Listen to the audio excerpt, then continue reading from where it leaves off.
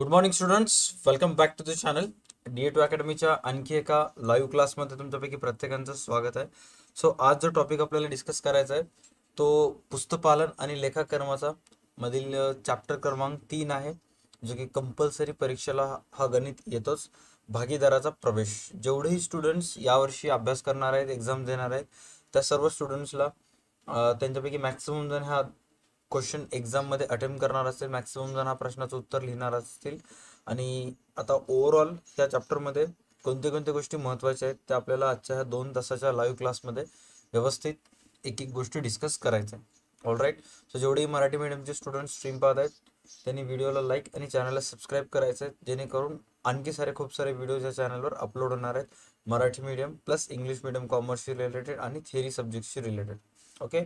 तर सर्वात पहिले हा जो चॅप्टर आहे, ह्या चॅप्टरमध्ये तुम्हाला एक्झाममध्ये ॲज अ क्वेश्चन, प्रश्न म्हणून जे तुम्हाला देण्यात येते, जसं की भागीदाराचे अंतिम लेखेमध्ये तुम्हाला 23 पत्रक देण्यात येते आणि समायोजन देण्यात येतात आणि मग त्याच्या साहाय्याने तुम्हाला बाकीचे लेखे तयार करायचे असतात, राईट. बट भागीदाराचा प्रवेशमध्ये किंवा भागीदाराचं रचना किंवा ओव्हरऑल भागीदाराची पुनर्रचना हे जे चॅप्टर्स आहेत, म्हणजे प्रवेश, निवृत्त, मृत्यू किंवा त्याच्यानंतर आहे विसर्जन, हे जेवढेही चॅप्टर्स आहेत त्या प्रत्येक चॅप्टरमध्ये तुम्हाला as a base of question म्हणून, overall the base of question म्हणून देण्यात येते. ते तुम्हाला देण्यात येते लास्ट इयरचं, मागील वर्षीचं ताळेबंद तुम्हाला देण्यात येते. असं मागच्या वर्षीची एक बॅलन्स शीट तुम्हाला देण्यात येते आणि मग त्या बॅलन्स शीटच्या आधारे, त्या ताळेबंदाच्या आधारे तुम्हाला बाकीचे अकाउंट्स तयार करायचे असतात. तुम्हाला असे मागच्या वर्षीचे ताळेबंद आणि काही ॲडजस्टमेंट देण्यात येतात आणि त्याच्या साहाय्याने तुम्हाला बाकीचे लेखे तयार करावे लागतात. जसं भागीदाराचा प्रवेश आहे, ह्याच्यामध्ये नंबर फर्स्ट तुम्हाला कोणतं अकाउंट तयार करावं लागतंय. ह्याच्यामध्ये तुम्हाला सर्वात पहिलं अकाउंट तयार करावं लागतंय पुनर्मूल्यांकन खाते, ज्याला की मराठीमध्ये स्टुडंट्स म्हणतात रिव्हॅल्युएशन अकाउंट्स. आता नीट लक्षात घ्या, जेवढेही इंग्लिश मिडियमचे स्टुडंट्स आहेत, सॉरी मराठी मिडियमचे स्टुडंट्स आहेत, तुमच्यापैकी मॅक्सिमम जणांना माहिती आहे की तुम्हाला मराठीतलं अकाउंट आहे. ओके. बट तुम्हाला जे काही काही इम्पॉर्टंट शब्द असतात ते तुम्हाला इंग्लिशमधून माहीत पाहिजे, जसं की बॅलन्स शीट माहीत पाहिजे तुम्हाला, रिव्हॅल्युएशन, ॲसेट्स, लायबिलिटीज, आणि जे की तुमच्यापैकी मॅक्सिमम जण लक्षात ठेवतात. पहिलं खाते आहे पुनर्मूल्यांकन खाते, जे तुम्हाला तयार करावं लागते. सेकंड जे तुम्हाला फॉर्मॅट तुम्हाला तयार करावं लागते, लेखी तयार करावं लागते, ते आहे partners capital account. Capital account जे की आहे भागीदाराचे भांडवल खाते तुम्हाला तयार करावं लागते, भागीदाराचे भांडवल खाते. त्यानंतर लास्टला तुम्हाला तयार करावं लागते, लास्टला तुम्हाला तयार करावं लागेल balance sheet. Balance sheet, right, balance sheet जे की आहे ताळेबंद. ओके. आता इंग्लिश मिडियमचे स्टुडंट्स असू दे किंवा मराठी मिडियमचे स्टुडंट्स असू दे, खूप सारे जण काय करतात, भागीदारीचा प्रवेश यापेक्षा भागीदाराची निवृत्ती ह्या चॅप्टरला प्राधान्य देतात. रिझन काय त्याच्या मागचं मेन रिझन आहे, ते मेन रिझन आहे म्हणजे ख्याती, राईट. ख्याती मेन रिझन आहे त्याचा, ख्याती का म्हणजे जे ख्यातीशी संबंधित समायोजन आहेत किंवा प्रोव्हिजन्स, तरतूद वगैरे आहेत, ते भागीदाराचा प्रवेश या चॅप्टरमध्ये मोठ्या प्रमाणावर आहेत, बरोबर. बट निवृत्तीमध्ये खूप कमी प्रमाणावर आहेत, बरोबर आहे. त्यामुळे खूप सारे जण निवृत्तीला प्राधान्य देतात, नंबर एक गोष्ट. बट याच्यामध्ये एक सेकंड डिसएडव्हान्टेज हे आहे की जोपर्यंत तुम्ही भागीदाराचा प्रवेश हा धडा शिकत नाही, तोपर्यंत तुम्हाला निवृत्त किंवा निवृत्ती हे हा चॅप्टर तुम्हाला येतच नाही, बरोबर आहे. सो सुरुवात आपल्याला करायची आहे भागीदाराचा प्रवेश पासून. आपल्याला अगोदर हा चॅप्टर कव्हर करून घ्यायचा आहे आणि मग त्याच्यानंतर आपल्याला निवृत्तीकडे जायचं आहे. मी जर डायरेक्ट जर निवृत्ती वगैरे शिकवेल तर मग काही स्टुडंटला समजेल, काही स्टुडंटला समजणार नाही. सो आपल्याला पहिले प्रवेश करून तिकडे जायचं आहे, ओके. आणि मग त्याच्यानंतर मृत्यूकडे जायचं, भागीदाराचा जो चॅप्टर आहे त्याच्याशी रिलेटेड. ओके. तर हे 3 तुम्हाला फॉर्मॅट्स तुम्हाला तयार करावं लागतात एक्झाममध्ये: पुनर्मूल्यांकन खाते, भागीदाराचे भांडवल खाते आणि ताळेबंद. ओके. आता जर मार्क्स स्कीम पाहायला गेलं तर जे पुनर्मूल्यांकन खाते असते, त्या पुनर्मूल्यांकन खात्याला तुम्हाला 3 मार्क असतात, राईट. आणि मग त्याच्यानंतर जे राहिलेलं पार्टनर्स कॅपिटल अकाउंट आणि बॅलन्स शीट आहे, ह्याला अल्टरनेट मार्क असतात, 3 किंवा 4 किंवा 4 किंवा 3, डिपेंड अपॉन ऍडजस्टमेंट आणि प्रॉब्लेम, की कशामध्ये जास्त तरतूद झालेले आहेत काय नाही ते. बट ओव्हरऑल 10 मार्कासाठी गणित येते. ॲज आन्सरमध्ये तुम्हाला 3 फॉर्मॅट्स तयार करावे लागतात. आणि खूप वेळेस काय होतं माहिती आहे का, स्टुडंट्स काय करतात, फक्त हे 3च लेखे तयार करतात, जसं की पुनर्मूल्यांकन खाते, भागीदाराचे भांडवल खाते आणि ताळेबंद. हे तीनच खाते तयार करतात. बट मी त्यांना असं ॲडवाईस करेन की वर्किंग नोटमध्ये जिथं कच्च्या कामाची तुम्ही जागा वगैरे करता, ज्या पेजवर गणित करायला, ज्या पेजवर तुमचं ताळेबंद संपलं त्याच्या समोरच्या पेजवर तुम्ही जर रोख खाते जर तयार केलं, रोख खाते व ख्यातीशी रिलेटेड खाते जर तुम्ही तयार केलं, रोख खाते आणि ख्याती खाते जर तुम्ही तयार केलं वर्किंग नोटमध्ये, तर तुम्हाला गणित समजण्याचे जास्तीत जास्त चान्सेस आहेत. राईट. आता खूप साऱ्या स्टुडंट्सला काय होतं माहिती आहे का, की भागीदाराच्या प्रवेशमध्ये ताळेबंदाच्या संपत्ती बाजूस रोख खात्याची रक्कम तिथे दिलेली असते, ती किती आली, कशी आली, काय नाही, हे खूप साऱ्या स्टुडंटला समजतच नाही. का? कारण त्यांनी रोख खाते काढलेले नाही. तर मी तुम्हाला ॲडवाईस करेन की रिव्हॅल्युएशन, हे पुनर्मूल्यांकन, भागीदाराचे भांडवल खाते, ताळेबंदासोबत तुम्ही जर रोख खाते आणि ख्याती खाते काढलं तर तुम्हाला समजण्याचे चान्सेस जास्तीत जास्त असतात. बरोबर आहे. एक तर तुम्हाला हे तयार करावं लागतात, किंवा तुम्हाला रोज कीर्द तयार करावी लागेल. रोज कीर्द मध्ये जेवढेही नोंदी होतात ते सर्वच्या सर्व नोंदी तुम्हाला ह्याच्यामध्ये तयार कराव्या लागतील. जवळपास तुम्हाला रोजकिर्दीशी संबंधित ह्या प्रॉब्लेम जर आला तर मिनिमम 8 ते 10 रोजकिर्दीमधील एंट्रीज तुम्हाला करावे लागतात. 8 ते 10 एंट्रीज करावे लागतात, जे की सोपं आहे, नॉट अ बिग डील.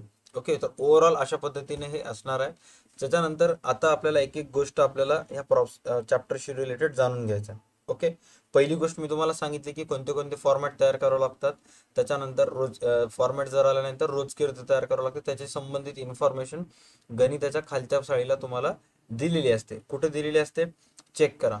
इथे तयार करामध्ये काय सांगितलेलं आहे. सर्वात पहिले म्हणलेलं आहे पुनर्मूल्यांकन खाते तयार करा, भागीदाराचे भांडवल खाते, पूनमचा प्रवेशानंतरचा ताळेबंद, म्हणजे पूनम व्यवसायामध्ये ऍड झाल्यानंतर तिचा म्हणजे ओव्हरऑल बिझनेसचा ताळेबंद, बॅलन्स शीट तयार करा. ओके. कधी कधी काय म्हणते इथं तयार करामध्ये खाते तयार करा म्हणून येत नाही, जर्नल एंट्रीज करा, रोजकिर्दीशी संबंधित सर्व नोंदी करा, असं तिथं माहिती दिलेली असते. मग अशा वेळेस तुम्ही हे माहिती न वाचता तुम्ही जर सर्व खाते तयार करून आलात आणि तिथं रोजकिर्दीशी संबंधित जे एंट्रीज करायला सांगितलं होतं, तर मग तुमचे मार्क कटतात. सो तिथं एक वेळेस तुम्हाला व्यवस्थित ऑब्झर्व करायचं आहे की तुम्हाला त्या संबंधित प्रॉब्लेम बद्दल काय तयार करायला सांगितलेलं आहे, काय नाही ते. ओके. हां. त्याच्यानंतर काय बेसिक पॉईंट मी या चॅप्टर बद्दल सांगतो. जसं की सर्वात पहिले तुम्हाला माहीत पाहिजे, दुसरं पॉईंट ते म्हणजे जुने प्रमाण. आता हे जुने प्रमाण कशाला म्हणतात, जुने प्रमाण काय असते, तर नवीन भागीदाराचा व्यवसायात प्रवेश होण्याच्या अगोदर, सपोज आपण असं इमॅजिन करूयात, अ आणि ब हे दोन जुने भागीदार आहेत, हे अगोदरपासून व्यवसाय करायलेत. ओके. अ आणि ब हे अगोदरपासून व्यवसाय करायलेत आणि त्यांनी असं डिसाईड केलेत की क नावाच्या एका व्यक्तीला व्यवसायात ऍड करायचं. राईट. तर क नावाचा व्यक्ती हा बिझनेसमध्ये 2023 साली ऍड होणार आहे. बट 2020 पासून अ ब चा बिझनेस चालू आहे, 2020 पासून. ओके. आणि 2020 पासून अ आणि ब तिनास दोन या प्रमाणात नफा तोट्याची विभागणी करून घ्यायला 2020 पासून. राईट. तर ह्या तिनास दोनला म्हणतात जुने प्रमाण. या तिनास दोनला काय म्हणतात? जुने प्रमाण, जे की तुम्हाला प्रश्नामध्ये ताळेबंदाच्या वरील बाजूस देण्यात येते. जे पण आपल्या व्यवसायाचे जुने पार्टनर्स आहेत त्यांचे जे जुने प्रमाण आहे वरच्या बाजूस देण्यात येते. बरोबर आहे. आता व्यवसायामध्ये हा आता व्यवसायामध्ये क नावाचा व्यक्ती ऍड होत असताना, जो व्यवसायामध्ये क नावाचा व्यक्ती ऍड व्हायला, तर आता क नावाचा व्यक्ती ऍड होत असताना त्याला येत असताना काय आणते? कॅपिटल आणते, गुडविल वगैरे आणत असते. बरोबर आहे, त्याच्या हिश्श्यासाठी. मग अशा वेळेस क ला पण व्यवसायाचे भागीदार काय करतात? काही ना काही हिस्सा देतात. जसं की त्याला हिस्सा देतात, 1/4 देतात, कधी 1/5 देतात, कधी 1/6 देतात, डिपेंड अपॉन सिच्युएशन आणि प्रॉब्लेम. राईट. तर जेवढं हिस्सा क नावाचा व्यक्ती व्यवसायात ऍड झाल्यानंतर त्याला मिळेल, त्याला म्हणतात भविष्यातील हिस्सा. त्याला काय म्हणतात, भविष्यातील हिस्सा. म्हणजे सर्वात पहिले तुम्हाला इथे जुने प्रमाण दिलेलं आहे कोणाचं, अ आणि ब चं, जे की अगोदर बसून गेले. त्यानंतर 2023 मध्ये क नावाचा व्यक्ती आला, त्याला व्यवसायातले भागीदार किती गेले, 4 पैकी 1 हिस्सा. म्हणजे इन फ्युचर मध्ये आता नफ्या तोट्याचे 4 हिस्से करणार, त्यापैकी 1 हिस्सा जाणार क ला. ओके, किंवा 5 हिस्से करणार, 1 हिस्सा जाणार क ला. तर हे 4 1 एकाच सॉरी एकाच 4 एकाच 5 किंवा 1/6 हे जे दिलेलं आहे ह्याला म्हणतात भविष्यातील हिस्सा.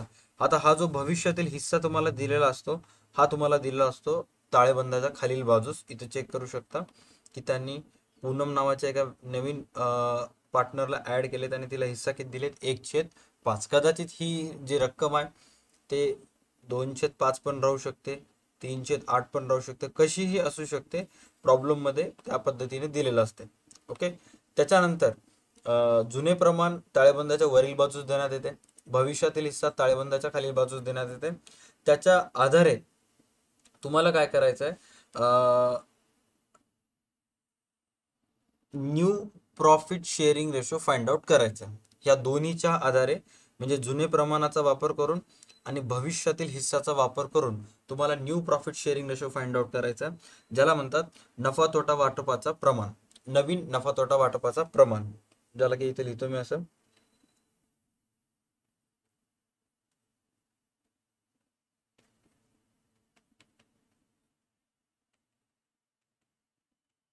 नवीन नफा तोटा वाटपाचा प्रमाण. आता नवीन नफा तोटा वाटपाचं प्रमाण म्हणजे काय, की जे प्रॉफिट अगोदर फक्त दोघांमध्ये डिस्ट्रीब्यूट होतं, अ आणि ब मध्ये, ते आता किती जणांमध्ये डिस्ट्रीब्यूट होणार, अ ब क ह्या 3 जणांमध्ये डिस्ट्रीब्यूट होणार. राईट. आता हे नवीन नफा तोटा वाटपाचे प्रमाण जाणून घेण्यासाठी तुम्हाला काय करावं लागते, तुम्हाला माहित पाहिजे जुने प्रमाण माहित पाहिजे आणि भविष्यातील हिस्सा माहित पाहिजे. हे जर 2 गोष्टी तुम्हाला माहित असेल तर मग हे तिसरी गोष्ट ऑटोमॅटिक निघते. बरोबर आहे. नवीन नफा तोटा वाटपाचे प्रमाण जाणून घेण्यासाठी तुम्हाला 2 गोष्टीची आवश्यकता असते, एक जुने प्रमाण आणि एक भविष्यातील हिस्सा. With the help of that, त्या दोन्हीच्या साहाय्याने तुम्ही नवीन नफा तोटा वाटपाचं प्रमाण जाणून घेऊ शकता. आता तुमच्या पुस्तकात हे कॅल्क्युलेट करण्याचे वेगवेगळे मेथड दिलेले आहेत, वेगवेगळे सूत्र दिलेले आहेत. मी तुम्हाला छोटीशी एक टेक्निक सांगतो, त्या पद्धतीचा वापर करून तुम्ही कॅल्क्युलेट करा, ऑटोमॅटिक तुमचा आन्सर येऊन जाते. आपण असं गृहीत धरूयात की पहिल्या पार्टनरचं नाव आहे अ आणि दुसऱ्या पार्टनरचं नाव आहे ब. ओके, आणि ह्यांचं नफा तोट्याची विभागणी होती 2:3 ह्या रेशोनुसार, 2:3 या प्रमाणानुसार. त्यांनी डिसाईड केले की क नावाच्या एका नवीन भागीदाराला ऍड करायचं, प्रवेश द्यायचा आणि त्याला व्यवसायात होणाऱ्या ओव्हरऑल प्रॉफिट पैकी 1/5 हिस्सा द्यायचा. आता हा जो आहे हा आहे जुना प्रमाण आणि हा आहे भविष्यातील हिस्सा. आता हे दोन्हीच्या सहाय्याने आपल्याला नवीन नफा तोटा वाटपाचं प्रमाण जाणून घ्यायचं आहे. तर सर्वात पहिल्या स्टेपमध्ये काय करायचं, सर्वात सोपी टेक्निक सांगतो मी, 2 ला 2, 3 ला 3 लिहायचं. ओके, आता ह्या दोन्हीची बेरीज किती आहे ते मला कमेंट मध्ये सांगा. 2 + 3 ह्या दोन्हीची बेरीज किती. सर किती सोपं प्रश्न आहे, आम्हाला एवढं सकाळी सकाळी असं सोपं प्रश्न का विचारला, कारण ही स्टेप विसरून जाता तुम्ही. त्या दोन्हीची बेरीज करायचं. राईट. ह्या दोन्हीची बेरीज किती येते, 5 येते. राईट, ह्या दोन्हीची बेरीज येते 5. डन. त्याच्यानंतर हा जो प्रमाण आहे हा अचा आहे, हा जो प्रमाण आहे हा बचा आहे आणि हा प्रमाण आहे हा कचा आहे. आता आपल्याला जाणून घ्यायचं आहे की त्यांचं नफा तोटा वाटपाचा प्रमाण किती येईल भविष्यातील. आपण सर्वात पहिले काय केलं, अचा हिस्सा अ ला लिहिला, ब चा हिस्सा ब ला लिहिला, 2 ला 2, 3 ला 3 आणि क चा जे हिस्सा आहे त्या ह्या दोन्हीची बेरीज करून आपण इथे लिहिला. त्याच्यानंतर जे क च भविष्यातील हिस्सा आहे त्याच्या अंशामध्ये चेक करा, अंशामध्ये 1 ही संख्या दिलेली आहे आणि छेदामध्ये 5 दिलेली आहे. आता हे समजून घ्या 1/5 कसं आहे की जेवढंही इन फ्युचर मध्ये प्रॉफिट होणार त्याचे 5 हिस्से करणार, 5 पैकी 1 हिस्सा जाणार क ला, 5 पैकी 1 हिस्सा जाणार कोणाला, क ला. तर मग त्याचा अर्थ असं होते का की 5 पैकी 4 हिस्से हे जुन्या भागीदाराचे असतील. यस ऑर नो, काय वाटते. जर 5 पैकी 1 हिस्सा ते क ला देत असतील तर मग ह्याचा अर्थ 5 पैकी 4 हिस्से हे जुन्या भागीदाराचे असतील. Agree or not, yes or no. हा सर साधं लॉजिक आहे, 5 पैकी 1 हिस्सा क ला द्यायला म्हणजे 5 पैकी 4 हिस्से कोणाला देतील, जुन्या भागीदाराला देतील. मग तुम्हाला काय काम करायचंय, ह्या दोन्हीच्या समोर असं गुणिले 4 लिहायचं. का, कारण हे 4 ह्यांचं हिस्सा आहे, कोणाकोणाचं अचं आणि बचं. राईट. त्याच्यानंतर क च भविष्यातील हिस्सा किती आहे? क च भविष्यातील हिस्सा सर 1 आहे. क च भविष्यातील किती हिस्सा आहे? 1 आहे. मग गुणिले 1 करायचं. राईट. त्यानंतर आता गुणाकार करून टाका. 4 दुनी 8, 4 त्रिकम 12, 5 एक 5. 8 12 5 हे त्यांचं नफा तोटा वाटपाचं प्रमाण आहे. तुम्ही तुमच्या पद्धतीने एक वेळेस कॅल्क्युलेट करून बघा, तुमचा आन्सर सेम हेच यायला येतं. 8 12 5 जर येत असेल तुमच्या पद्धतीने सुद्धा कॅल्क्युलेट केल्यानंतर तर फटाफट थम्स अप इमोजी शेअर करायचं आहे. मग आपण नवीन ह्याच्याकडे जाऊयात. ओके. त्याच्यामध्ये नेक्स्ट आहे आपल्याला कॅल्क्युलेट करावं लागते त्यागाचे प्रमाण आणि सरासरी नफा पद्धत पण आपल्याला जाणून घ्यायचं आहे. ओके. मी एखादं एक देऊ कॅल्क्युलेट करता, असंच मी एक तुम्हाला देतो, तुम्ही कॅल्क्युलेट करून सांगायचं. राईट. चलो. जुन्या भागीदारांचा रेशो घेऊयात आपण 4:3. नवीन भागीदाराचा हिस्सा घेऊयात आपण 1/7. ओके. विपत्र नमुना कॅन्सल झालेला नाही, येणार आहे बेटा विपत्राचा नमुना. 4:3 1/7. कॉलवर सुद्धा 2 स्टुडंट्स कनेक्ट झालेले आहेत. मी आणखी इंट्रोड्यूस नाही केलेला आहे. हळूहळू त्यांना पण क्वेश्चन विचारेन.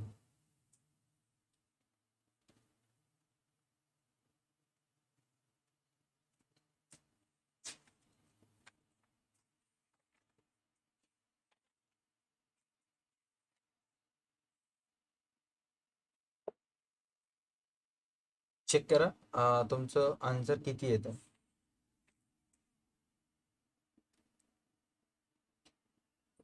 कॉलवर कनेक्ट झालेले स्टुडंट्स मला सांगा तुमचा आन्सर किती आले.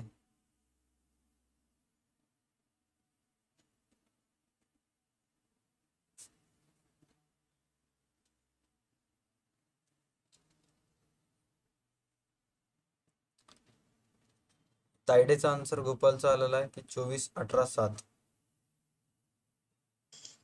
हो सर 24 18 7. आलं का पण तुझा आन्सर?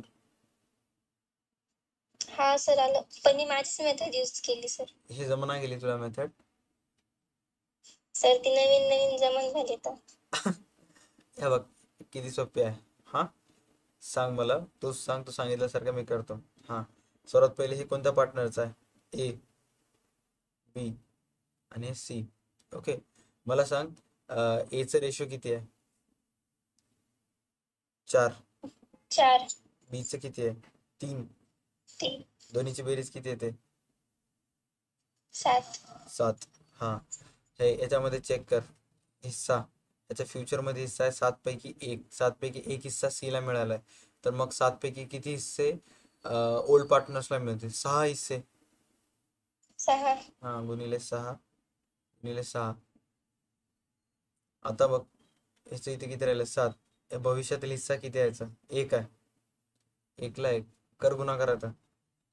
24 18 आणि 7.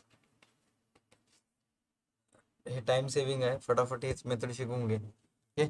1-2 मिनिट जरी व्यवस्थित प्रॅक्टिस केली की होऊन जाते आणि हेच मेथड फॉलो करा, आन्सर येऊन जाते. ठीक आहे. चला हे झालं नफा तोटा वाटपाचे प्रमाण. आणखी जर कोणी व्हिडिओ बघून होमवर्क जर एक्सपेक्ट करत असेल तर मी एक तुम्हाला देतो, तुम्ही कॅल्क्युलेट करून त्याचा आन्सर कमेंटमध्ये कमेंट करायचं. ओके. आता थोडंसं 3 पार्टनर्स देतो, म्हणजे 3 ओल्ड पार्टनर्स आहेत. ए बी सी हे 3 ओल्ड पार्टनर्स आहेत. ओके. आणि डी नावाचा नवीन भागीदार आहे, त्याचा हिस्सा आहे व्यवसायामध्ये 1/6. हे तुम्ही ओन लेवलवर कॅल्क्युलेट करून कमेंटमध्ये आन्सर करून टाकायचं. ओके. ते कॅल्क्युलेट करत असताना सूत्र वगैरे काहीच नाही, डायरेक्ट लिहायचं. चलो दिमाग से. हा त्याच्यानंतर नेक्स्ट आहे त्यागाचे प्रमाण. त्याच्यामध्ये नेक्स्ट पॉइंट आहे 5वं पॉइंट, जे की तुम्हाला थोडंसं सांगणं वाटतं मला. त्यागाचे प्रमाण. त्यागाचे प्रमाणाला मराठीमध्ये म्हणतात सॅक्रिफाईस रेशो. त्यागाच्या प्रमाणाला मराठीमध्ये म्हणतात सॅक्रिफाईस रेशो. आता खूप साऱ्या स्टुडंटला डाऊट येते की सर ऍडमिशन भागीदाराचा प्रवेशमध्ये सॅक्रिफाईस रेशोचा वापर करायचा कसा, त्यागाच्या प्रमाणाचा वापर करायचा कसा, कधी करायचा, कोणत्या सिच्युएशन मध्ये करायचा, हे खूप साऱ्या स्टुडंट्सला माहित नाही. तर त्यागाचे प्रमाणाचे वापर करण्याचे तुम्हाला दोन गोष्टी आहेत. दोन गोष्टीची दोन गरजेची पूर्तता झाल्यानंतरच तुम्ही त्यागाचे प्रमाणाचे वापर करून ख्याती वाटप करू शकता. तोपर्यंत तुम्हाला ख्याती वाटप करता येणार नाही. कधी कधी कोणत्या कोणत्या सिच्युएशन मध्ये चेक करा. नंबर फर्स्ट, की त्यागाच्या प्रमाणानं जर तुम्हाला ख्यातीची वाटणी करायची असेल तर तुम्हाला सर्वात पहिलं काम करावं लागेल. त्याच्यासाठी त्या गणितामध्ये जे ख्याती आहे ते ख्याती नवीन भागीदार आणला पाहिजे. ख्यातीची जी रक्कम आहे ते नवीन भागीदार आणला पाहिजे.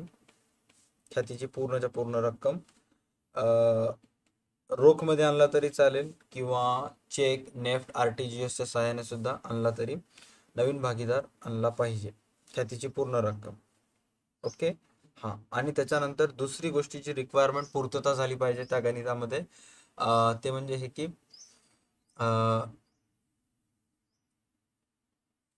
त्या प्रॉब्लेम मध्ये भागीदाराचे नवीन नफा तोटा वाटपाचे प्रमाण, नवीन नफा तोटा वाटपाचे प्रमाण अगोदरपासून दिले पाहिजे. अगोदरपासून दिले पाहिजे. हे दोन हिस्से, हे दोन गोष्टी कंपल्सरी लागतात. सॅक्रिफाईस रेशोनुसार तुम्हाला जर ख्यातीचे वाटप करायचे असेल तर कोणते कोणते? ख्यातीची रक्कम नवीन भागीदार आणला पाहिजे पूर्णच्या पूर्ण, आणि त्यानंतर ख्यातीचे जे वाटपाचे प्रमाण आहे ते अगोदरपासून दिले पाहिजे. आता या त्यागाचे जे प्रमाण आहे त्या त्यागाचे प्रमाणाचं सूत्र आहे, कोणी सांगू शकेल का?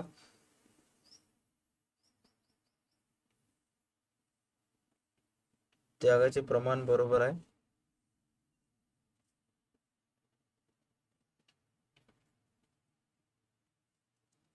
जुने प्रमाण वजा नवीन प्रमाण.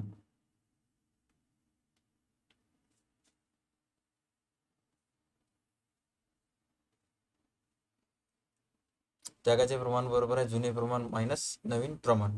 बरोबर आहे. आता तुमच्या पुस्तकातले मी याच्याशी संबंधित काही प्रॉब्लेम सांगतो, जसं की तुम्ही ते चेक करू शकता. इथं काही प्रॉब्लेम्स दिलेले आहेत. पेज नंबर 146 वर आता एक प्रॉब्लेम होतं, त्यांनी मला सांगितलं होतं. हा, आता इथं चेक करा. तुमच्या पुस्तकातीलच एक प्रॉब्लेम आहे ज्याच्यामध्ये तुम्हाला माधुरी आणि मनीषा संबंधी इन्फॉर्मेशन सांगितलेलं आहे की त्यांचे जुने प्रमाण किती आहे. सर त्यांचे जुने प्रमाण आहे 3:2. All right. अँड नवीन प्रमाण त्यांचं किती आहे? नवीन प्रमाण चेक करा. नफा तोटा वाटपाचे नवीन प्रमाण 5:3:2 आहे. दोन गोष्टीची रिक्वायरमेंट असते, पूर्तता करावी लागते. एक, त्यांचं गणितामध्ये काय दिलं पाहिजे अगोदरपासून, ख्यातीची रक्कम पूर्णपणे नवीन भागीदार आणला पाहिजे, अँड त्याच्यानंतर नवीन प्रमाण गणितामध्ये अगोदरपासून दिले पाहिजे. बरोबर. हे दोन गोष्टीची पूर्तता झाली. आणखी त्याच्यानंतर नीट चेक करा की सॅक्रिफाईस रेशोचा वापर कधी करण्यात येते किंवा त्यागाचे प्रमाणाचा वापर कोणत्या सिच्युएशन मध्ये करण्यात येते हे तर तुम्हाला सांगितलेलं आहे. ह्या दोन सिच्युएशन मध्ये करण्यात येते. आता त्याच्यानंतर त्यागाच्या प्रमाणाचा वापर का करण्यात येते, का करण्यात येते खूप इम्पॉर्टंट पॉइंट आहे, व्यवस्थित जाणून घ्या. की नीट चेक करा की अगोदर जे पार्टनर्स होते अ आणि ब, झालेला पूर्ण नफा तोटा अ आणि ब मध्येच वाटणी करण्यात येत होती. त्याचे फक्त दोन हिस्से होत होते. काही हिस्से कोणाला जात होते अ ला आणि काही हिस्से कोणाला जात होते ब ला. बट त्यांनी व्यवसायामध्ये क नावाच्या एका नवीन भागीदाराला प्रवेश दिला आणि त्या नवीन भागीदाराला प्रवेश दिल्यामुळं आता जे नफा तोटा वाटपाचे हिस्से आहेत ते दोन होणार का? नाही. किती हिस्से होणार? ते हिस्से होणार 3. मग काहीतरी प्रॉफिटचा हिस्सा ब ला त्याग करावा लागला असेल आणि काहीतरी सॅक्रिफाईस हिस्सा, काहीतरी नफ्या तोटाचा हिस्सा अ ला सॅक्रिफाईस करावा लागला असेल, त्याग करावा लागला असेल, आणि या दोघांनी त्याग केलेल्या हिश्श्यातून क चं प्रॉफिट जनरेट होईल. त्यामुळे तुम्हाला सॅक्रिफाईस रेशो किंवा त्यागाचे प्रमाण मोजावे लागते. ओके. आता हे त्यागाचे प्रमाण मोजण्याचं सूत्र आहे ते जुने प्रमाण आणि नवीन प्रमाण आहे. हे तर क्लिअर झालं. आणखी एक गोष्ट सांगायची आहे म्हणजे महत्वाची, त्यागाचे प्रमाणात जे तुम्ही कॅल्क्युलेट करता हे फक्त आणि फक्त जुन्या भागीदाराचेच कॅल्क्युलेट होईल. जे जुने भागीदार आहेत त्यांच्याच. नवीन भागीदारासाठी त्यागाचे प्रमाण मोजण्याची काहीच गरज नाही. त्यागाचे प्रमाण फक्त जुने भागीदाराचेच असते. ओके. चला आता या प्रॉब्लेम मध्ये चेक करा. आत्ताचा जे आपण प्रॉब्लेम बघितला त्या प्रॉब्लेम मध्ये जुने भागीदार आहेत त्यांचं नाव काय? त्यांचं नाव इथे दिलेलं आहे माधुरी आणि मनीषा. ओके, इथं आपण लिहूया तसं.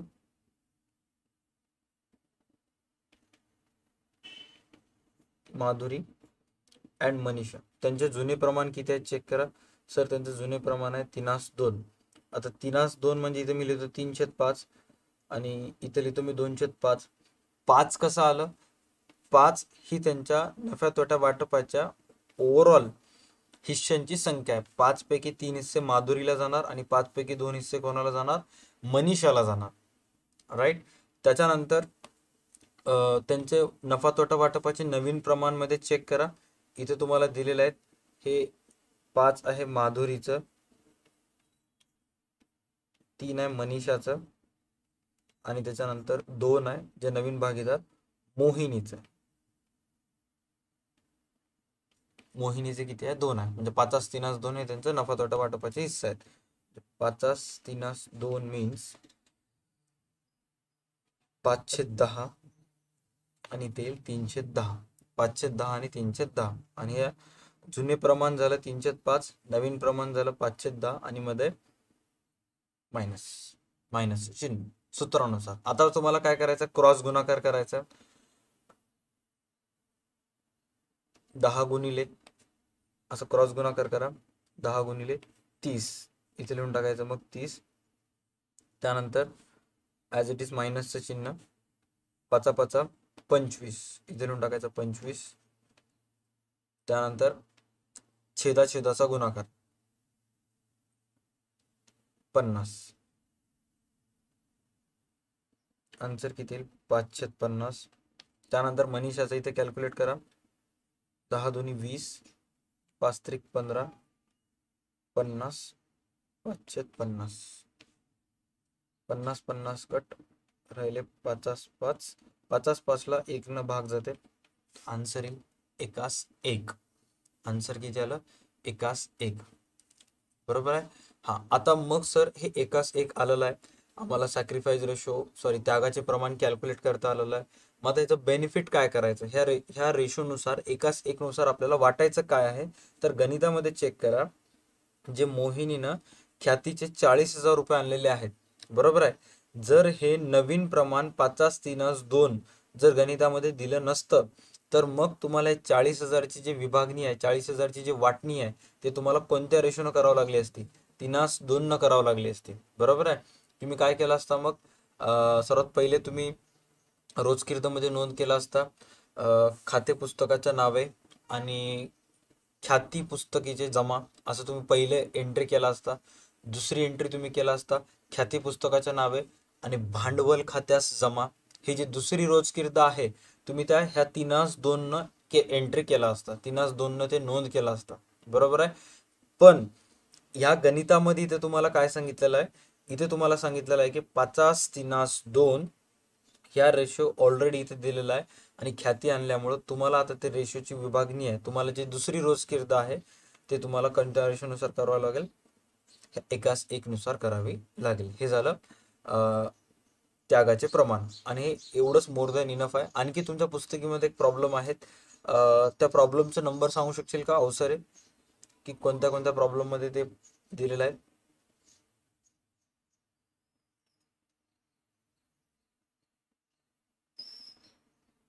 आवाज यायला का?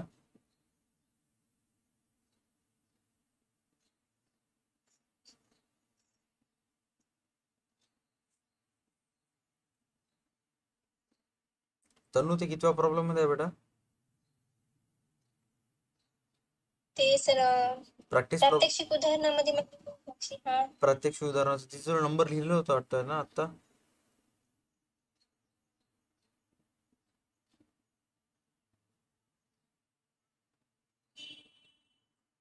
साक्षी, कितव्या प्रॉब्लेम मध्ये आहे बेटा, सांगू शकशील का? हा, 169 पेज नंबर. ओके, तुमच्या पुस्तकातलं मेघा सर 70 आहे. राधा 169 पेज नंबरवरचा प्रॉब्लेम चेक करा. 170 वर कोणता आहे? तेच तेच प्रॉब्लेम आहे ते का? किती सर? ठीक आहे. 69 या दोन प्रॉब्लेमवर पेजवर चेक करा. इथे सुद्धा तुम्हाला त्यागाचे प्रमाण दिलेले असेल. ओके.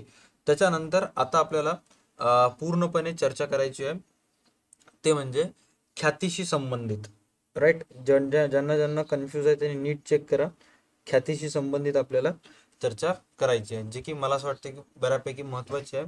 तुम्ही व्यवस्थित लक्ष द्यायचं, जेणेकरून मी पण तुम्हाला थोडंसं सांगू शकेन माहिती. तर कधी कधी काय होते की तुम्हाला गणितामध्ये असं खाते तयार करण्याच्या ऐवजी असं रोज किर्द नोंदी तुम्हाला करायला सांगते. बरोबर आहे, किर्द नोंदी. तर हे किर्द नोंदी करत असताना तुम्हाला ख्याती संबंधी काय काय करावं लागते, काय काय नाही, मी तुम्हाला सांगतो. ओके. तर सर्वात पहिलं ऍडमिशन ऑफ पार्टनरचे जेवढेही गणित आहेत, भागीदाराचा प्रवेश, जेवढेही प्रॉब्लेम्स दिलेले आहेत, त्या ओव्हरऑल प्रॉब्लेम्स पैकी 60% प्रॉब्लेम्स असे असतात की ज्याच्यामध्ये 60% प्रॉब्लेम असे असतात की ज्याच्यामध्ये जे ख्याती असते ते ख्याती नवीन भागीदार आणते. ख्याती जे आहे हे नवीन भागीदार आणते. आता ते इन फॉर्म ऑफ कॅश असू शकते, इन फॉर्म ऑफ चेकच्या साह्याने असू शकते, किंवा कोणतेही साह्य असू शकते ज्यानं नवीन भागीदार ख्याती आणते. बरोबर आहे. त्यानंतर 40% प्रॉब्लेम असे असतात, 40% गणित असे असतात, 10 पैकी 4, की ज्याच्यामध्ये नवीन भागीदार ख्याती आणत नसून ख्यातीची रक्कम व्यवसायातून वाढविण्यात येते. ख्यातीची रक्कम व्यवसायातून काय करण्यात येते? रेज करण्यात येते, वाढविण्यात येते. मग अशा सिच्युएशन मध्ये, अशा परिस्थितीत कोणते कोणते कीर्द नोंदी होतात हे तुम्हाला माहीत पाहिजे. ओके. तर आता जेव्हा जेव्हा आपल्या व्यवसायात काही शॉर्टकट्स मी तुम्हाला लिहून देतो, जसं की मी तर सर्वात पहिले लिहिलो A1. जेव्हा जेव्हा आपल्या व्यवसायात नवीन भागीदार ख्याती आणत असते, बरोबर आहे, त्यावेळेस आपल्या व्यवसायात रोख रक्कम येते का? ख्याती व्यवसायात येणं म्हणजे इन शॉर्ट पैसे यायलेत, त्या पैशाला नाव ख्यातीचं आहे. यायलेत आपल्या व्यवसायात पैसेच, बट त्या पैशाला नाव कशाचं आहे, स्वरूप कशाचं आहे? ख्यातीचं आहे. तर मला सांगा, ज्या ज्या वेळेस नवीन भागीदार ख्यातीची रक्कम व्यवसायात आणेल त्यावेळेस व्यवसायात रोख रक्कम येईल का? Yes sir. ज्या ज्या वेळेस व्यवसायात नवीन भागीदार ख्यातीची रक्कम आणेल त्यावेळेस व्यवसायात रोख रक्कम येईल. राईट. मग आता रोख रक्कम आली म्हणजे रोख पुस्तक किंवा रोख खाते काय होईल? रोख खातेच्या नावे जाईल. बरोबर आहे. आणि ख्याती खाते काय होईल? जमा. रोख खात्याच्या नावे आणि ख्याती खातेच्या जमा, किंवा काही जण याला रोकडच्या नावे ख्यातीच्या जमा म्हणतात. डिफरंट. बरोबर आहे. त्यानंतर A2. आता मला सांगा की हे जे प्रणालीचं Kadam English account, but English अकाउंटचे जे व्हिडिओज आहेत, ऍडमिशन ऑफ पार्टनरचं इंग्लिश अकाउंटचे व्हिडिओज, ते ऑलरेडी चॅनलवर अपलोड झालेले आहेत. तुम्ही 2 दिवसाखाली अपलोड झालेले आहेत. राईट. मी त्याची लिंक सुद्धा कमेंट सेक्शन मध्ये कमेंट करतोय. इम्पॉर्टंट आहेत ऍडमिशन ऑफ पार्टनरचा तो व्हिडिओ, व्यवस्थित तुम्ही सुद्धा पाहून घ्या आणि जे पण तुमचे डाऊट आहेत ते क्लिअर करा. ओके. त्याची लिंक मी इथं कमेंट करतो, एक सेकंड ना.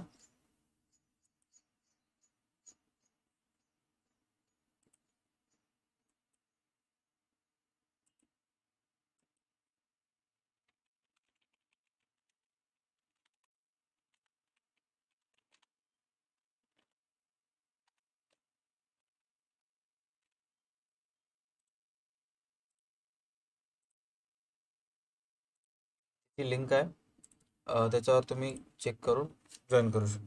ओके. तर माझा प्रश्न असा आहे तुमच्या साईडला, तुमच्या सर्व स्टुडंट्सला,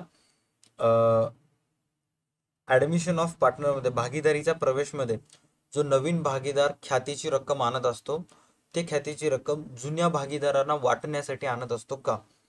true or false? Admission of पार्टनरमध्ये जर एखादा एक नवीन भागीदार ख्यातीची रक्कम आणत असेल तर ती रक्कम जुन्या भागीदारासाठी आणतो का? हो सर, ती रक्कम जुन्या भागीदारासाठी आणतो. आता मग ती रक्कम जर जुन्या भागीदारासाठी आणत असेल तर जुने भागीदार काय करतात? हिश्शानुसार काढून घेतात. 2 हिस्स्यानुसार ख्यातीची रक्कम वाटणी केली जाते. एकतर जुन्या प्रमाणानुसार ख्यातीची रक्कमची वाटणी केली जाते किंवा त्यागाच्या प्रमाणानुसार वाटणी केली जाते. आता जुन्या प्रमाणानुसार कधी वाटणी केली जाते आणि त्यागाच्या प्रमाणानुसार ख्यातीची वाटणी कधी केल्या जाते तुम्हाला तर माहितीच आहे. जर गणितामध्ये नवीन भागीदार ख्यातीची रक्कम आणत असेल आणि नफा तोटा वाटपाचे नवीन प्रमाण गणितामध्ये दिलेलं असेल तर त्याची विभागणी म्हणजे ख्यातीची वाटणी जी आहे ती सॅक्रिफाईस रेशो त्यागाच्या प्रमाणानुसार होते. जर नवीन भागीदार फक्त आणि फक्त ख्यातीची रक्कम आणला, नफा तोटा वाटपाचे नवीन प्रमाण समायोजनेत दिले नसेल तर मग जुन्या प्रमाणानुसार त्याची विभागणी होते.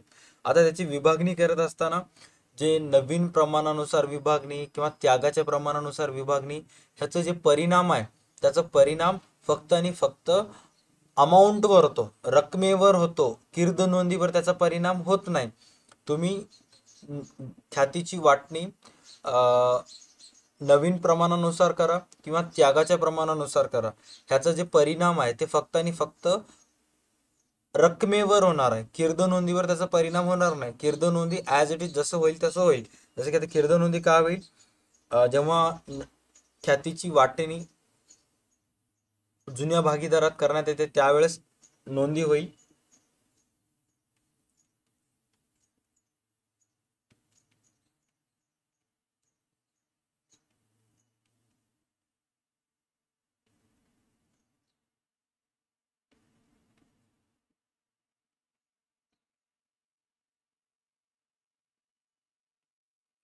ख्याती खात्याच्या नावे आणि भांडवल खात्यात जमा. ही एंट्री बरोबर आहे का चूक आहे फटाफट सांगा. ही एंट्री बरोबर आहे का चूक आहे? Any guess?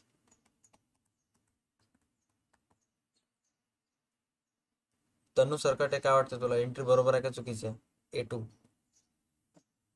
हो सर बरोबर आहे. पण सर तिथे जुन्या भागीदाराचे भांडवल खाते येईल ना खाली. अच्छा, जुने भागीदार लिहू का इथं? मला वाटलं की भांडवल खातं लिहिल्यानंतर तुम्ही समजून घेताल. नाही सर ते पण नाही का जुन्या भागीदाराला वाटतो ना आपण तसं जुने भागीदारी. जुने भागीदाराचे भांडवल खाते जमा. जुन्या भागीदाराचे भांडवल खाते जमा. जुन्या भागीदाराचे भांडवल खाते जमा. ओके, जुन्या भागीदाराला विसरायचं नाही. डन. हा, त्याच्यानंतर आता सर्वात इम्पॉर्टंट आहे की जेव्हा केव्हाही नवीन भागीदार ज्या ज्या वेळेस नवीन भागीदार ख्याती आणेल त्या प्रत्येक वेळेस हे 2 एंट्री कंपल्सरी होतात का? True or false? माझा एक बेसिक प्रश्न आहे. भागीदाराचा प्रवेश या प्रॉब्लेम मध्ये जेव्हा जेव्हा एखादा एक नवीन भागीदार ख्यातीची रक्कम आणेल त्या प्रत्येक वेळेस हे 2 एंट्री होतात का? यस सर, त्या प्रत्येक वेळेस हे 2 एंट्री होतात. एक खात्याची रक्कम आणलेली आणि दुसरी खात्याची रक्कम वाटलेली. बरोबर आहे. आता कधी कधी काय होते, A3 तिसरी एंट्री होते. प्रत्येक सिच्युएशन मध्ये ही एंट्री होत नाही. काही स्पेशल केसेस असतात की ज्या केसेसमध्ये तिसरी एंट्री होते, ज्याच्यामध्ये तुम्हाला काय करावं लागते, जुने भागीदार जे आहेत, जुने भागीदार, त्या जुने भागीदाराचे भांडवल खाते नावे लिहावं लागते आणि रोख खाते जमा करावे लागते. रोख खाते काय करावं लागेल? जमा करावं लागेल. सर हे असं भागीदाराचे भांडवल खाते नावे रोख खाते जमा का? कारण साधं सिंपल लॉजिक आहे. नवीन पार्टनर ख्यातीची रक्कम आणायला, जुने पार्टनर ते पैसे व्यवसायात ठेवतात का? नाही. ते पैसे काय करतात, जुने पार्टनर ख्यातीची उचल करतात. जुने पार्टनर काय करतात, ख्यातीच्या रकमेची काय उचल करतात. बरोबर ना? हा सर. ख्यातीच्या रकमेची उचल करतात आणि ज्या ज्या वेळेस जुने भागीदार ख्यातीच्या रकमेची उचल करतील त्या त्या वेळेस जुने भागीदाराचे भांडवल खाते नावे केल्या जाते आणि रोख खाते काय करण्यात येते, जमा करण्यात येते. का? कारण सिंपल लॉजिक आहे, जेव्हा नवीन भागीदार व्यवसायात ख्यातीची रक्कम आणला होता त्यावेळेस रोख खाते नावे लिहिण्यात आले होते कारण पैसे आले होते. आता भागीदारांनी ती रक्कम व्यवसायातून वापस घरी घेऊन गेली, उचल केली, पैसे व्यवसायातून गेले, रोख खाते काय झाले, जमा. अशा पद्धतीने तुम्हाला लॉजिक समजून घ्यायचं. आता नीट लक्षात घ्या, काही काही गणित असे असतात की ज्याच्यामध्ये हे 2 एंट्री कंपल्सरी होतात. नवीन भागीदार ख्याती आणला म्हणजे 2 एंट्री कंपल्सरी झाले. बट काही मोजकेच प्रॉब्लेम असे असतात की ज्याच्यामध्ये हे सुद्धा होते, A3 ची सुद्धा एंट्री होते. बरोबर आहे. आता तुमच्या पुस्तकात असं एखादं एक गणित आहे का, नवीन पुस्तकात ऍडमिशन ऑफ पार्टनरच्या, त्याच्यामध्ये चेक करा की नवीन भागीदारांनी गुडविल आणलेलं आहे, ख्यातीची रक्कम आणलेलं आहे आणि जुन्या भागीदारांनी ती उचल केलेली आहे. असेल तर ते पेज नंबर सांगा मला, आपण चेक करूयात. ओके.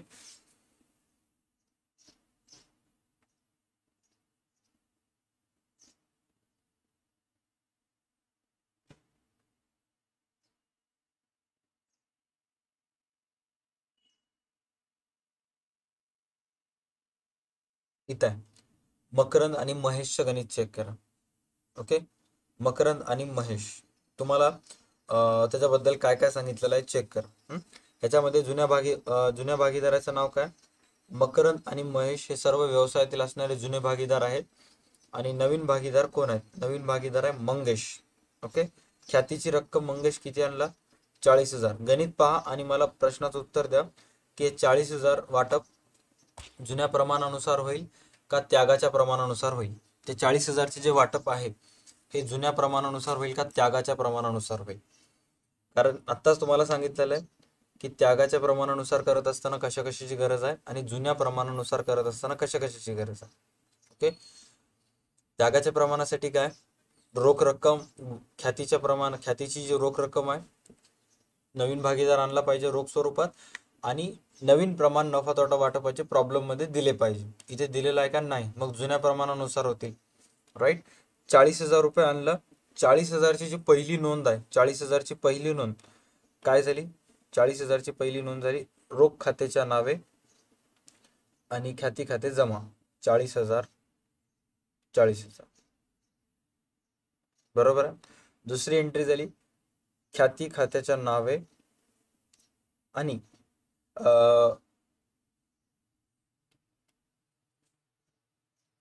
मकरंद भांडवल खात्यास जमा, महेश भांडवल खात्यास जमा.